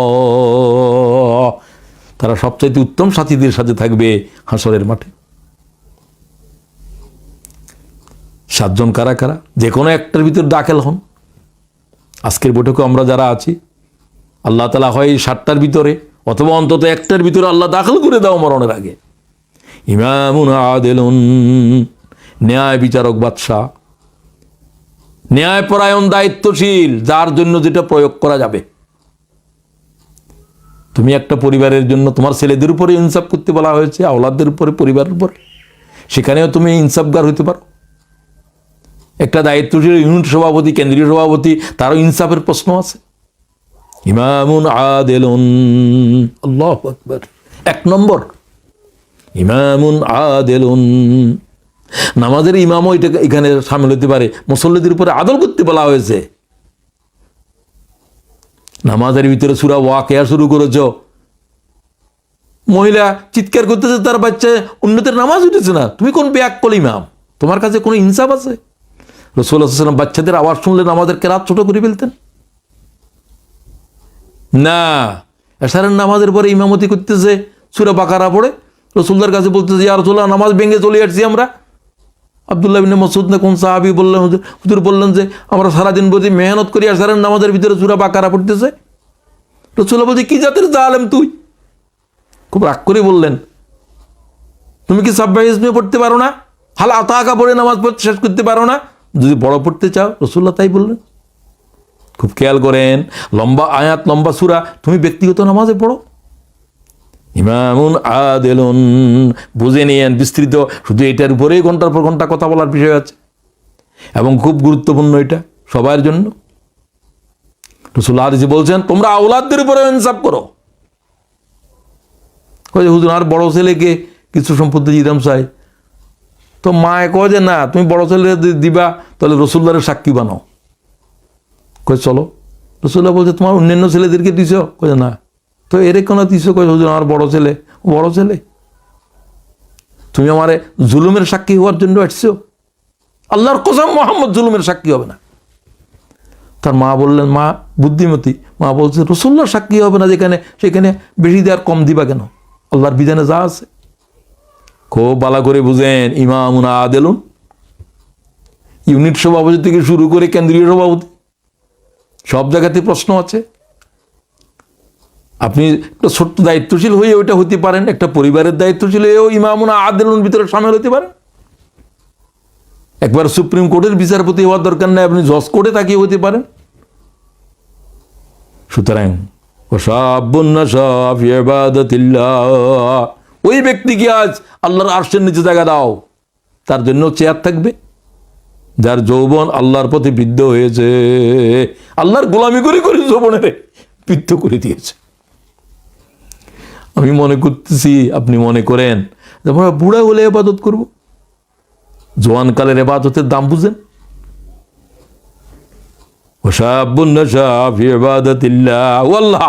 আমরা তো বুড়ো হয়ে গিয়েছি, হায়াতের তো শেষ করে দিয়েছি পরওয়ারদিগার। যারা আমাদের ভাইয়েরা আজ ছোট রয়ে গেছে, আল্লাহ তাদের যৌবনকে তোমার গোলামিতে বৃদ্ধ করে দাও। ওয়ারাজুলুন কালবুহু মুআল্লাকুন বিল মসজিদ ইযা খরাজা মিনহু হাত্তা ইয়াউদা ইলাইহি, যে নামাজের হৃদয় মসজিদের সাথে লটকানো ছিল। মুআল্লাক, জোহর পড়ার পরে আসরের আজান কখন হচ্ছে, আসর পড়ার পরে মাগরিবের ডাক কখন আসতেছে, উৎকর্ণ হয়ে থাকে। ডাউনলোড করে দিয়েছে টাইম, কোন সময় দিয়ে নামাজের সময় আজান দে।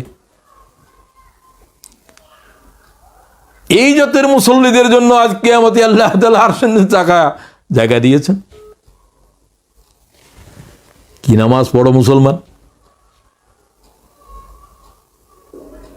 আল্লাহ তাআলা আমাদের ভাইদেরকে ওই ধরনের মুসল্লি বানাও তাদের হৃদয় মসজিদের সাথে টাঙ্গানো থাকে। নামাজেই তো পড়তেছে না, নামাজেই তো কাজা হচ্ছে।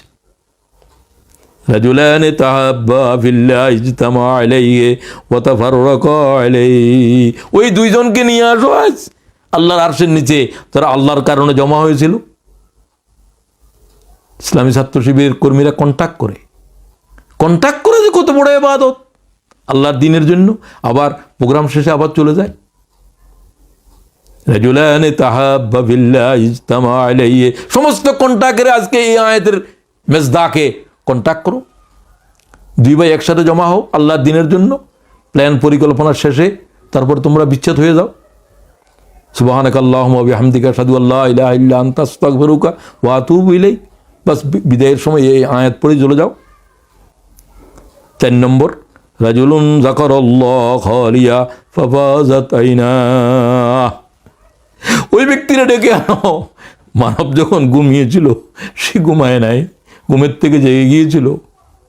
তাতাজাফা জুনুবুহুম আনিল মাজাজি ইয়াদউনা রাব্বাহুম খাওফান ওয়া তামা, আল্লাহর ভয়ে যার পিঠ বিছনা থেকে আলাগ হয়ে যায়, নামাজে দাঁড়িয়ে গেছে, নামাজ 4 রাকাত 6 রাকাত পড়ে আল্লাহর জিকির করতেছে, লা ইলাহা ইল্লাল্লাহ লা ইলাহা ইল্লাল্লাহ, আল্লাহকে ডাকতেছে, আল্লাহ তুমি ছাড়া কোনো ইলাহ নাই, তুমি ছাড়া কোনো মাবুদ নাই। এই জিকির রাত শেষ করতেছে আল্লাহ তাআলার জিকিরে।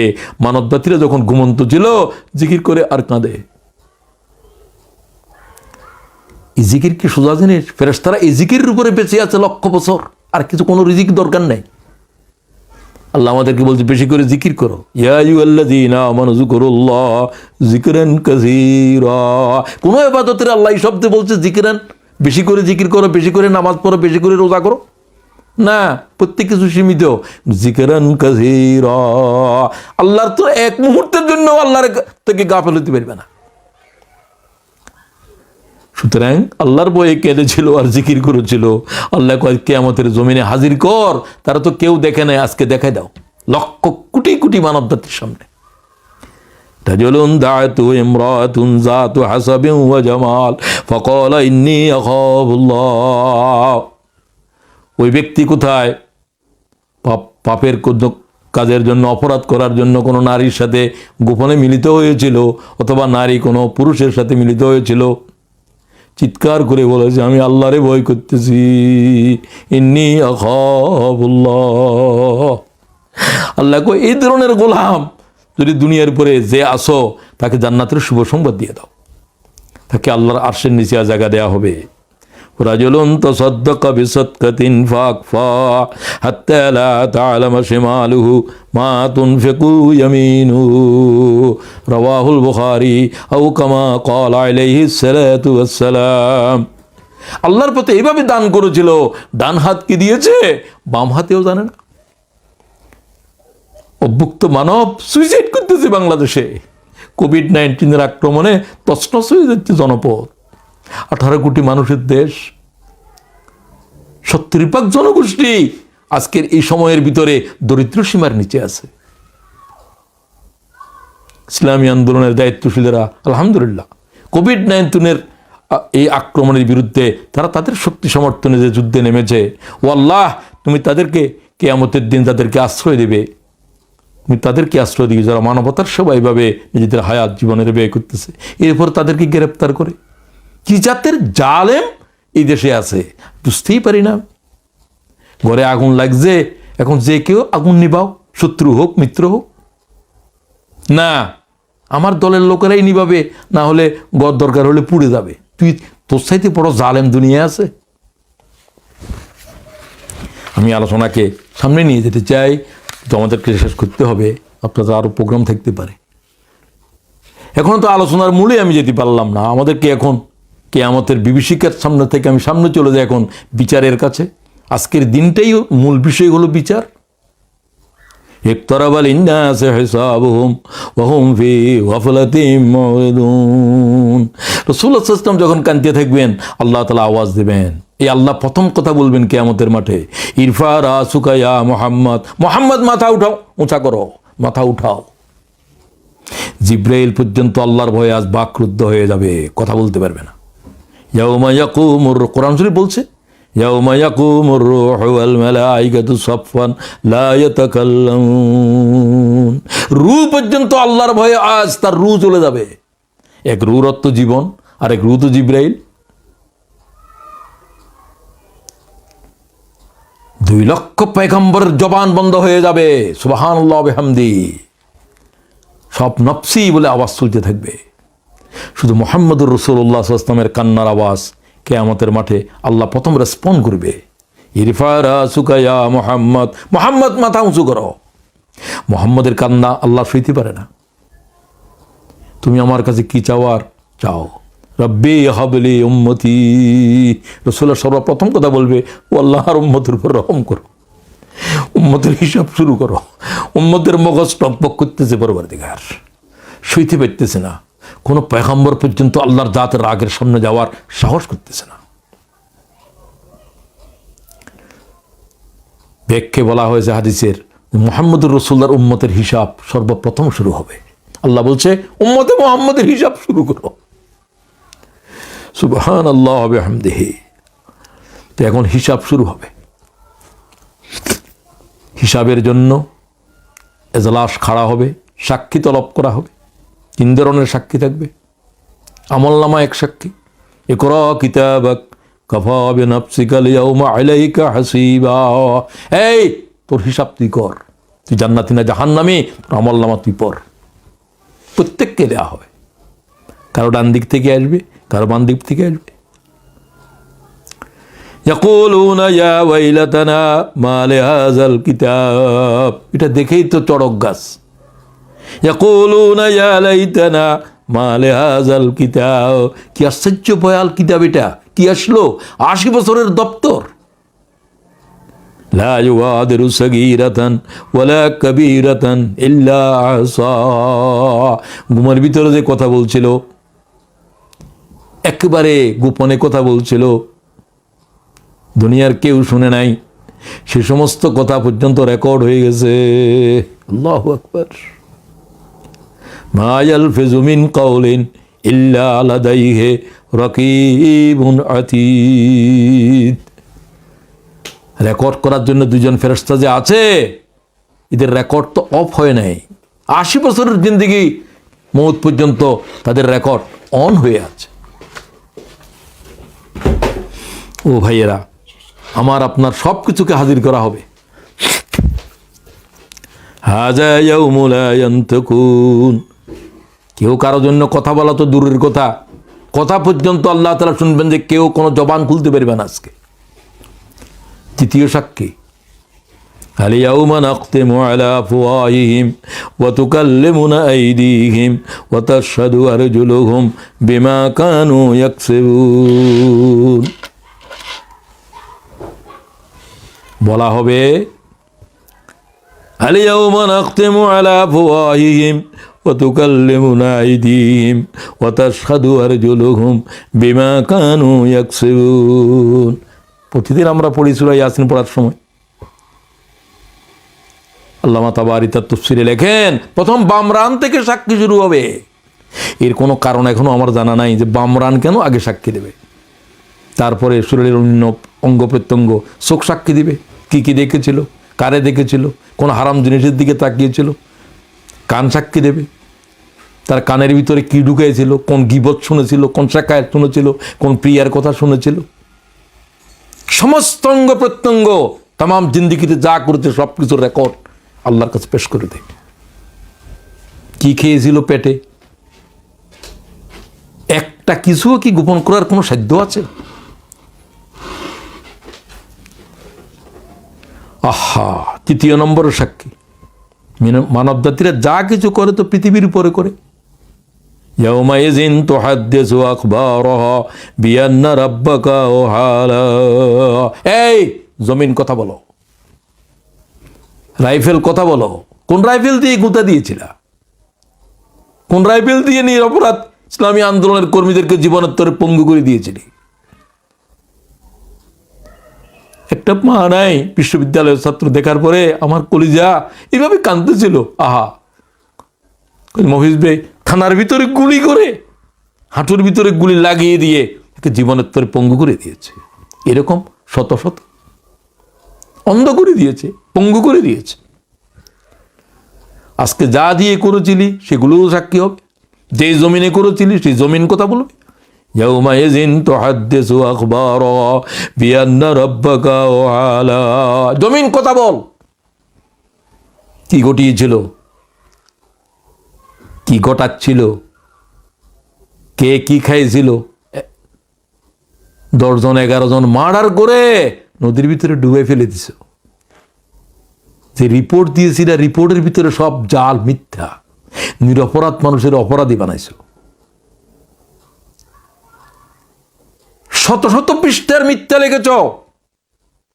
ইসলামী আন্দোলনের দায়িত্বশীলদের বিরুদ্ধে জেনা, তোহমত, খুনের একটা কথা সত্য নাই। সমস্ত কথা মিথ্যা ছিল। যে কলম দিয়ে লিখেছ, যে খাতার উপরে লিখত, সব কিছু আল্লাহর দাঁতের সামনে খাড়া হয়ে আসছে।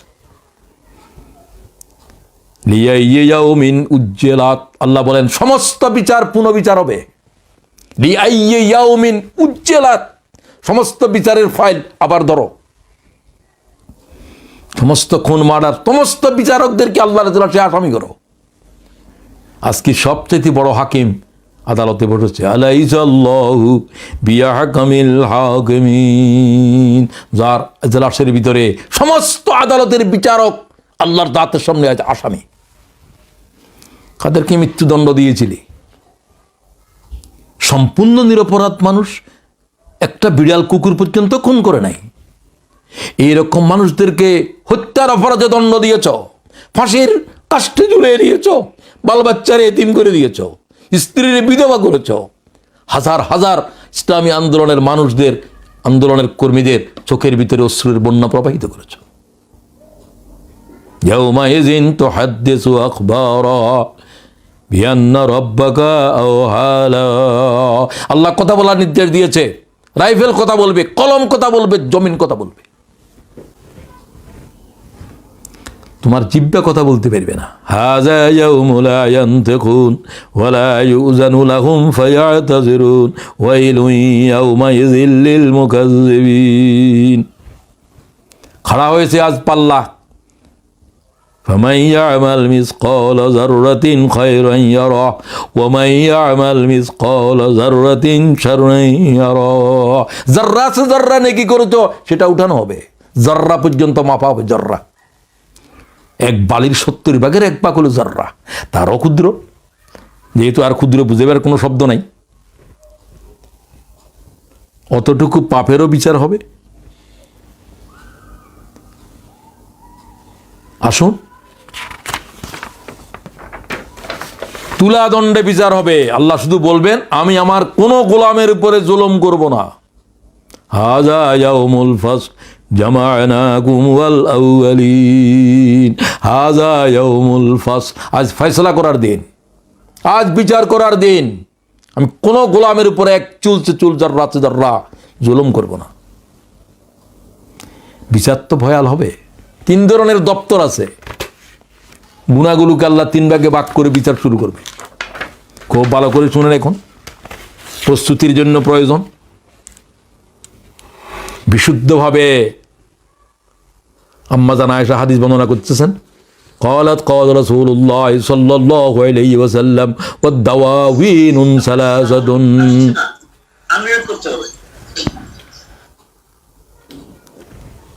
ওকে,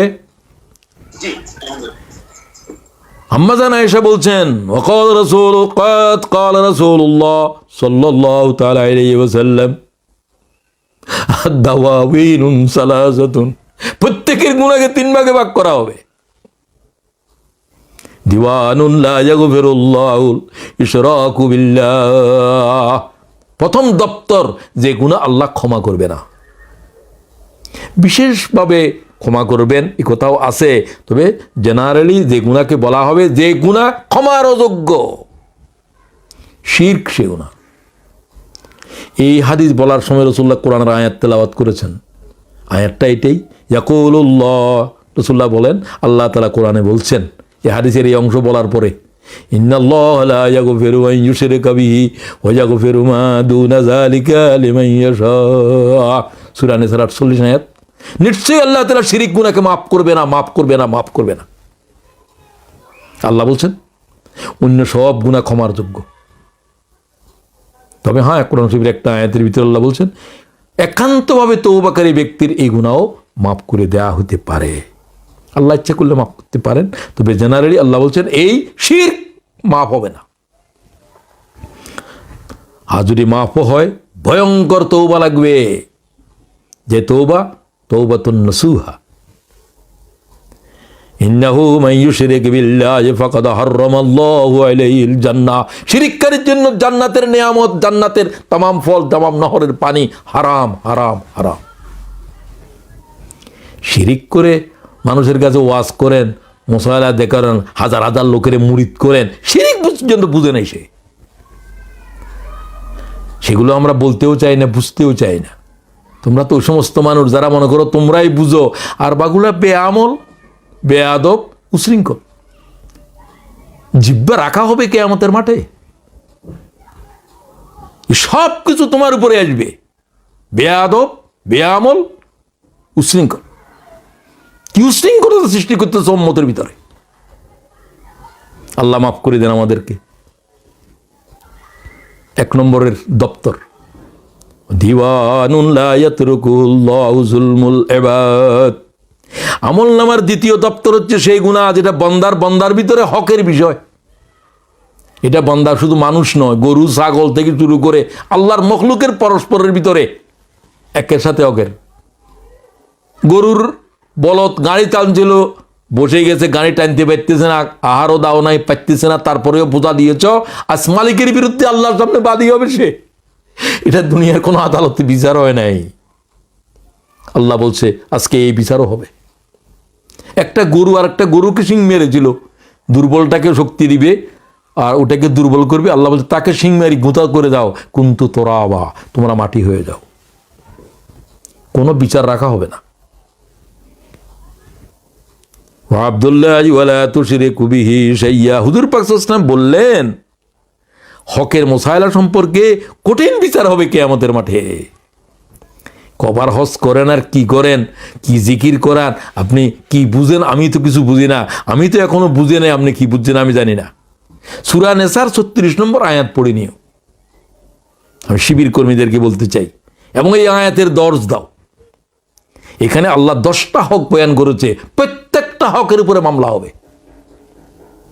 আল্লাহটা তো শিরিক গেল, সেটা প্রথম দপ্তরে গেছে।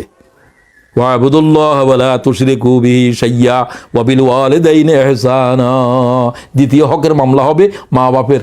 মা বাপ কার বিরুদ্ধে বাদী হবে? যার বিরুদ্ধে মা বাপ কারা হবে তার রেহাই নাই। আল্লাহর কসম সে জাহান্নামী।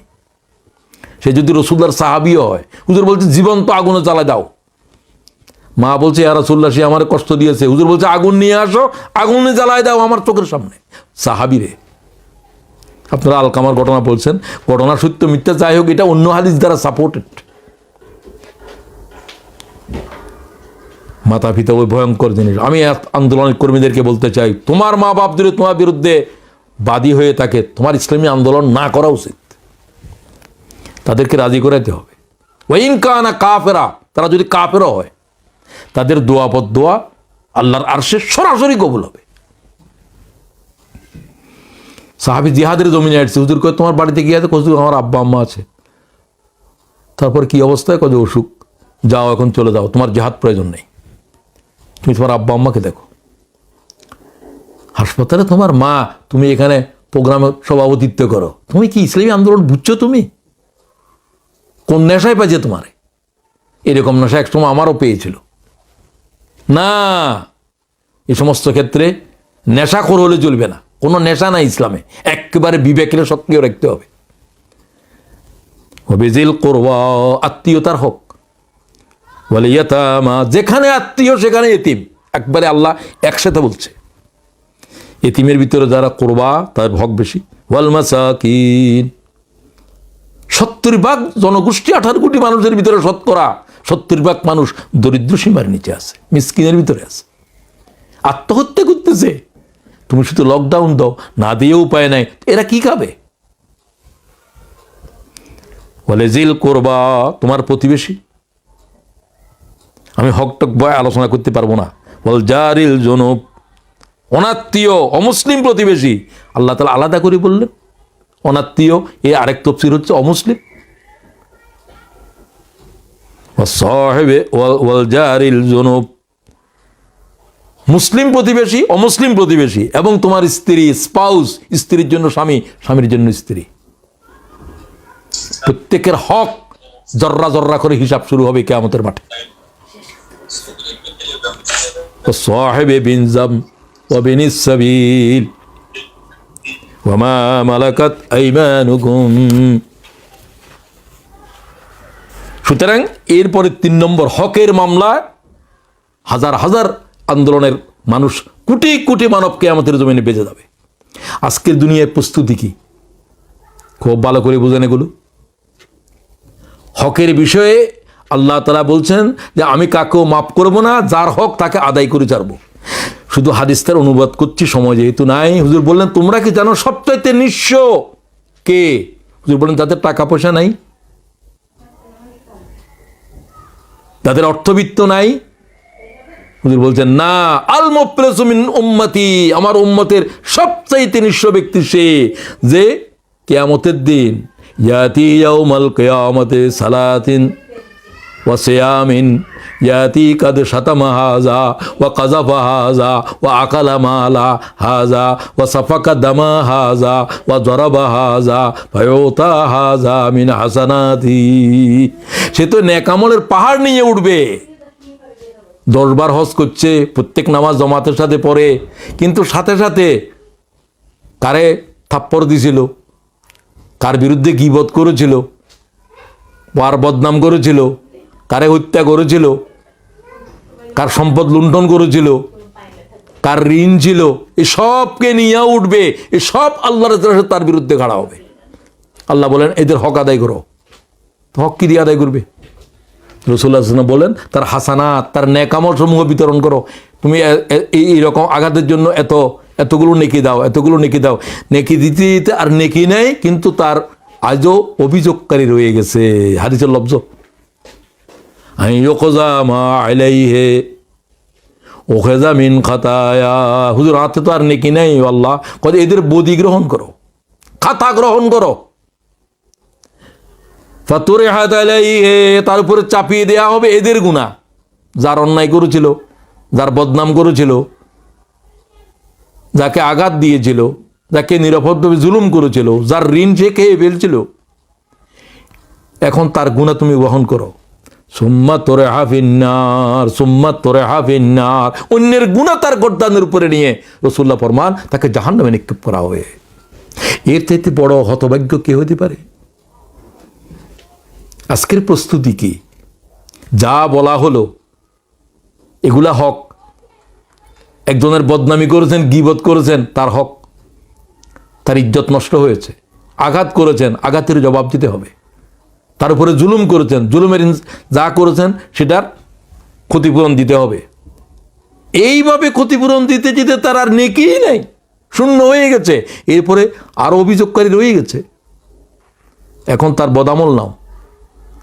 সব ভাই বোনদেরকে বলতে চাই, কিসের সওয়াবের হিসাব করে কিছু সময় পর্যন্ত কোন জমাতের সাথে ঘুরছিলাম, খালি কয় এক কদমের ভিতরে এত কোটি। কি পাগলের দেশে আসলাম?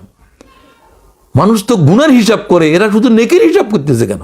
নেকি এগুলো যে কবুল হয়েছে কে বলছে?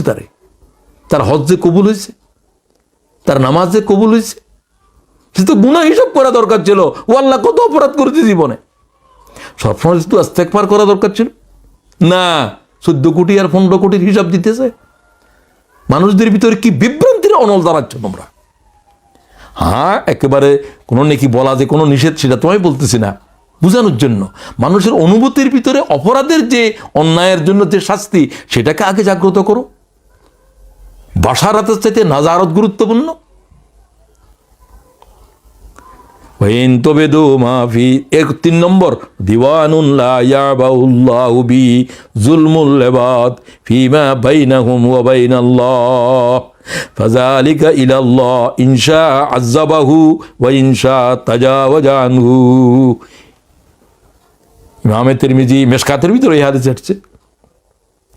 এরপরে আল্লাহ এবং বান্দার হক নিয়ে হবে অন্যগুলা, অন্য যত ইবাদত করে নাই এগুলাকে আল্লাহ তাআলা যা ইচ্ছা মাফও করতে পারেন, যাকে ইচ্ছা শাস্তিও দিতে পারেন। তুবিদু মা ফি আনফুসিকুম আও তুকফুহু ইউহাসিবুকুম বিল্লাহ।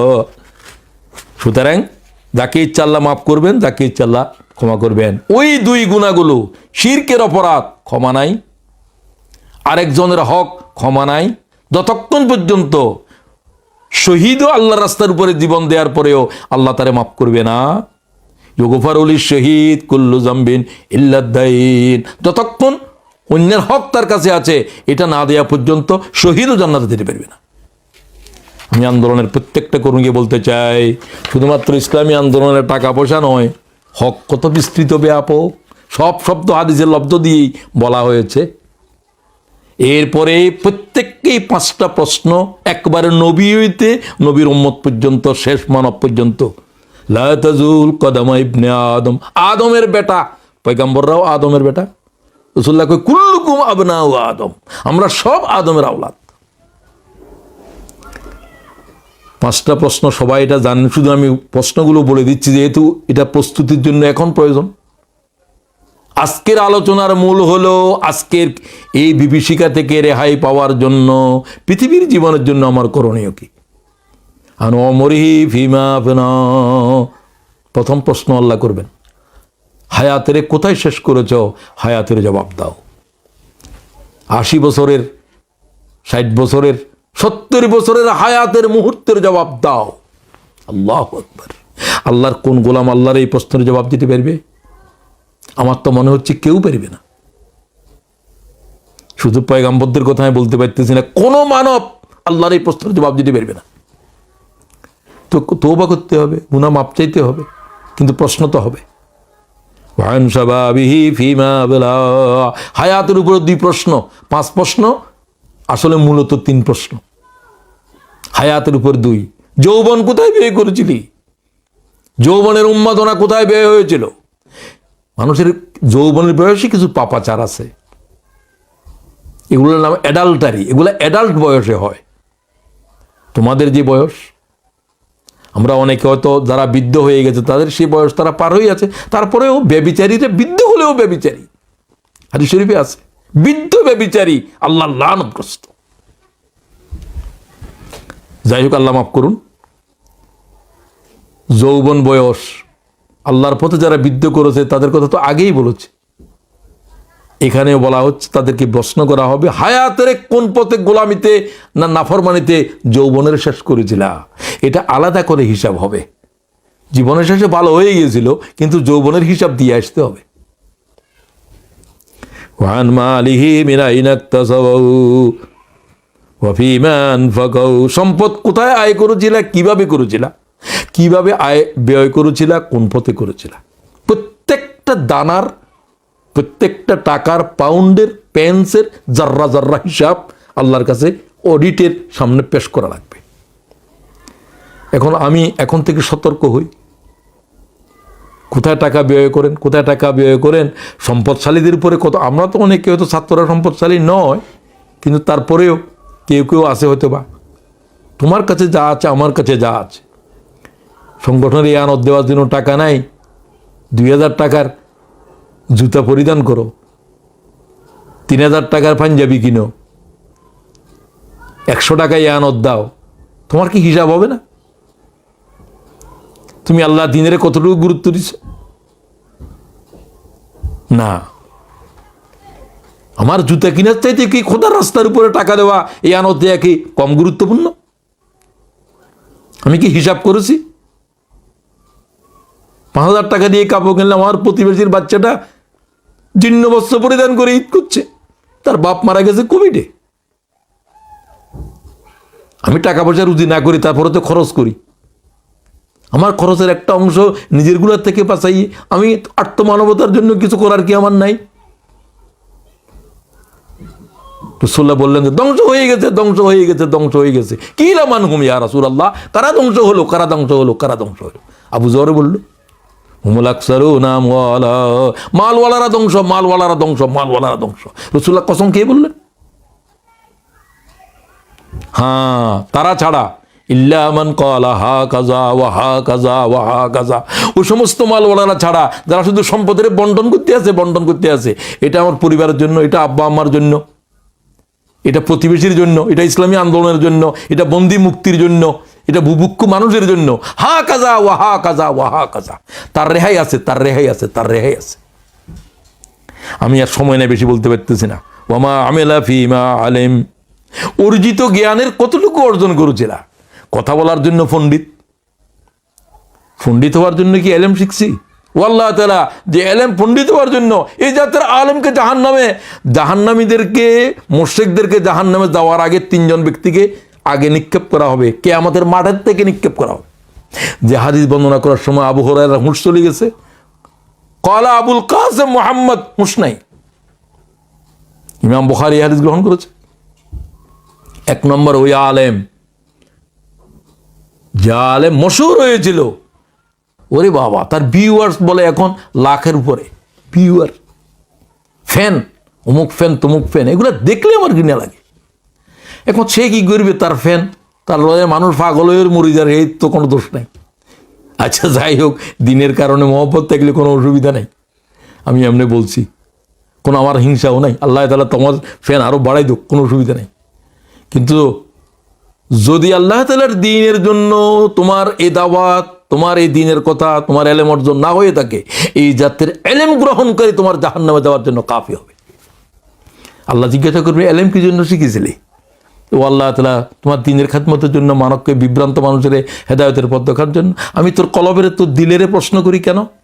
দিল কথা বল। দিল বলবো যে আল্লাহ তাআলা আমি বাহাদুর হওয়ার জন্য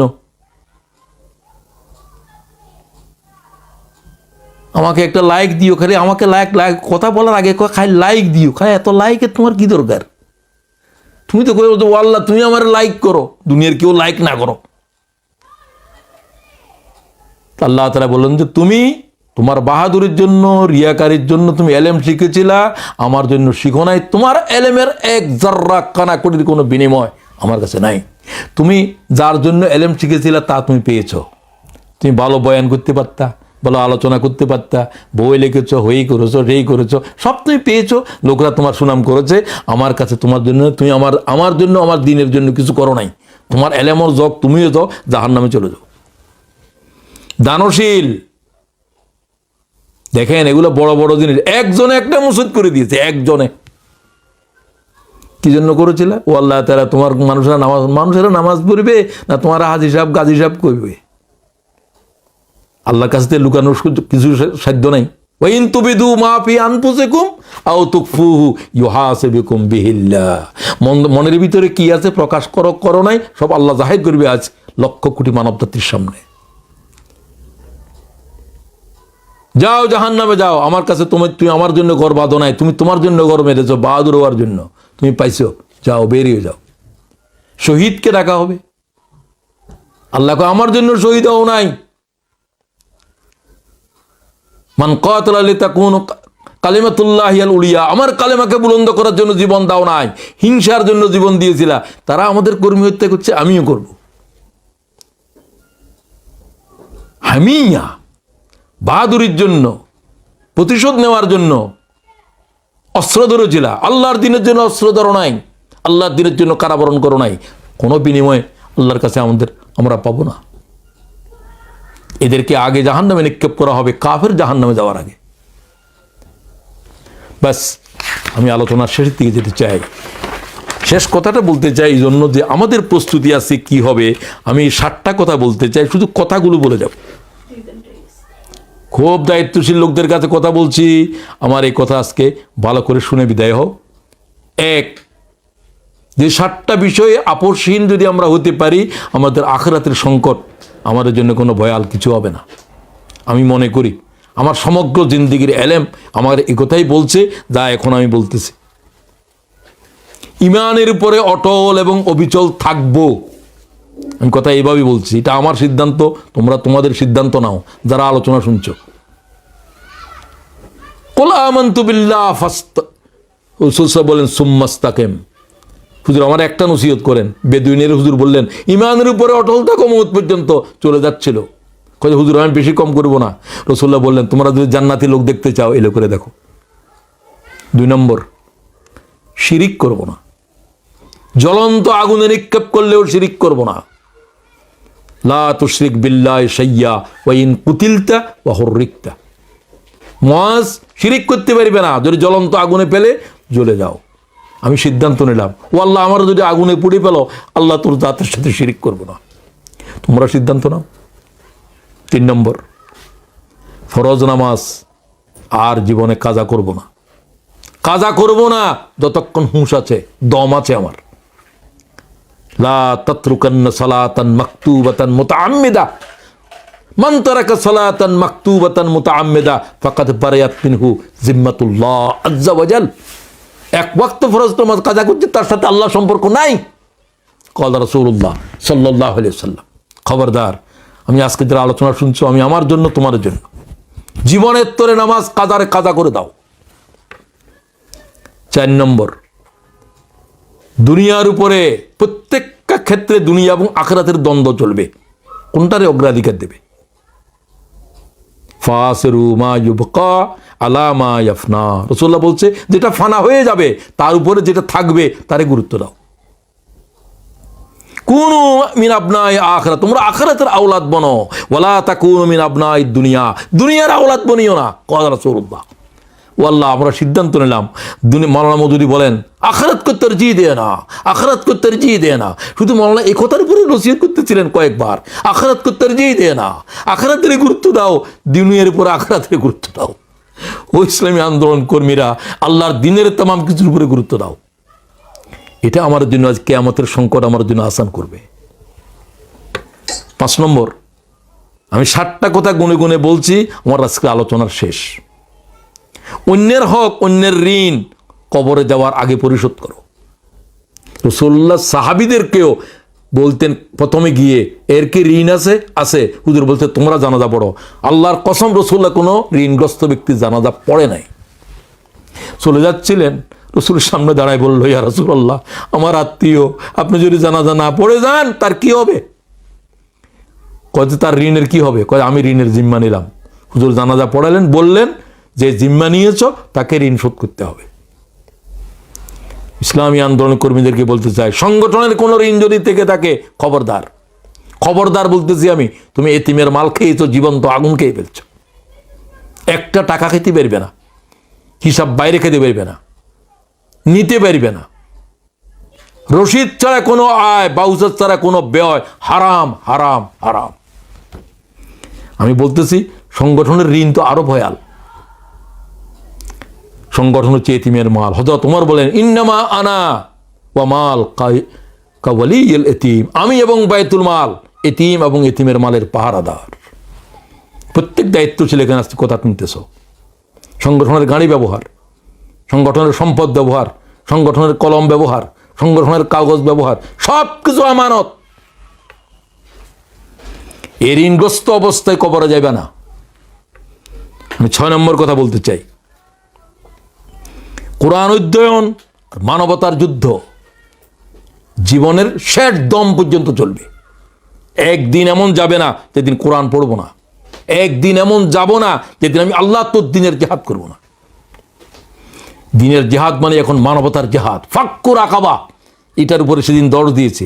ফাক্কুর আকাবা, মানব জাতির গর্দানকে আজাদ করে দাও, মানবতার মুখ মুক্ত করো, মানব জাতির গর্দানের উপরে আজ মানুষের আইনের শিকল খুলে দাও। এই জেহাদ করতে থাকো, যে জেহাদে তোমরা আসো। সাহাবীরা বলতেন, নাহানুল্লাযী বায়াউ মুহাম্মাদ আলাল জিহাদ মা বাকিনা আবাদা। আমরা বুখারী, আমরা ততদিন পর্যন্ত আল্লাহর দ্বীনের জিহাদ করব, আমরা রাসূলের হাদিস যতদিন আমাদের নিঃশ্বাস থাকবে। সর্বশেষ ইস্তেগফারকে লাজম করো। গুনাহ সবারই হয়েছে, জিকির জিহ্বার উপর জারি রাখো, আস্তাগফিরুল্লাহ আল্লাহ মাফ করে দাও, মাফ করে দাও, মাফ করে দাও। যদি এই কথা বলতে পারো, তোমার জন্য 3টে পুরস্কার। এই কথা আজকের আলোচনার শেষ। মান লাজিমাল ইস্তেগফার, যারা ইস্তেগফার পড়ে না, লাজম করে, এক নামাজের সাথে 1000 বার আর 500 বার, অন্তত 20 বার প্রতিদিন লাজম করো, তাহলে তার জন্য 3টে পুরস্কার। মিন কুল্লি যিকিন মাখরাজা, প্রত্যেকটা সংকট নিরসনের দায়িত্ব আল্লাহ গ্রহণ করবে। ওয়া মিন কুল্লি হাম্মিন ফারাজা, সমস্ত টেনশন থেকে তাকে মুক্ত করা হবে। ওয়া রাযাকাহু মিন হাইসু লা ইয়াহতাসিব, তাকে আল্লাহ ধারণার অতীত জায়গা থেকে রিজিক দেবে। আমি আলোচনাকে আর দীর্ঘায়িত করতে চাই না। কিয়ামতের বিভীষিকা কোরআন শরীফের পাতায় পাতায় রয়েছে, একটা পাতাও খালি নেই। আল্লাহর খেতাবকে অধ্যয়ন করা সবার জন্য জরুরি। তোমরা প্রত্যেকে হিসাব নাও, আলহামদুলিল্লাহ, আল্লাহর শুকরিয়া আদায় করো। ইদার একটা সংগঠন পেয়েছো, যে সংগঠন প্রতিদিন আল্লাহর কোরআনের অধ্যয়ন করতে বলে। মায়ে বলে নাই, বাপে বলে নাই, খুব কম মা বাবারাই বলে এরকম, লাখ কোটির ভিতরে একজনও পেতেন।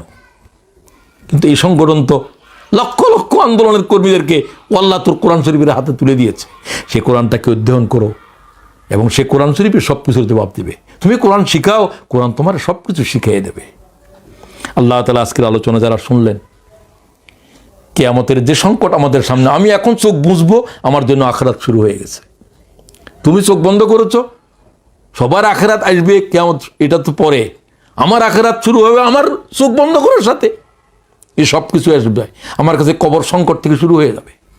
সুতরাং আমি আর সময় ব্যয় না করে এখন থেকেই আখিরাতের সংকট মুক্তির জন্য আজকে যারা আলোচনা শুনলাম, আমি আমার জন্য, তোমরা তোমাদের জন্য, খুব দায়িত্বশীল ভাইদের কাছে আমি কথা বলছি।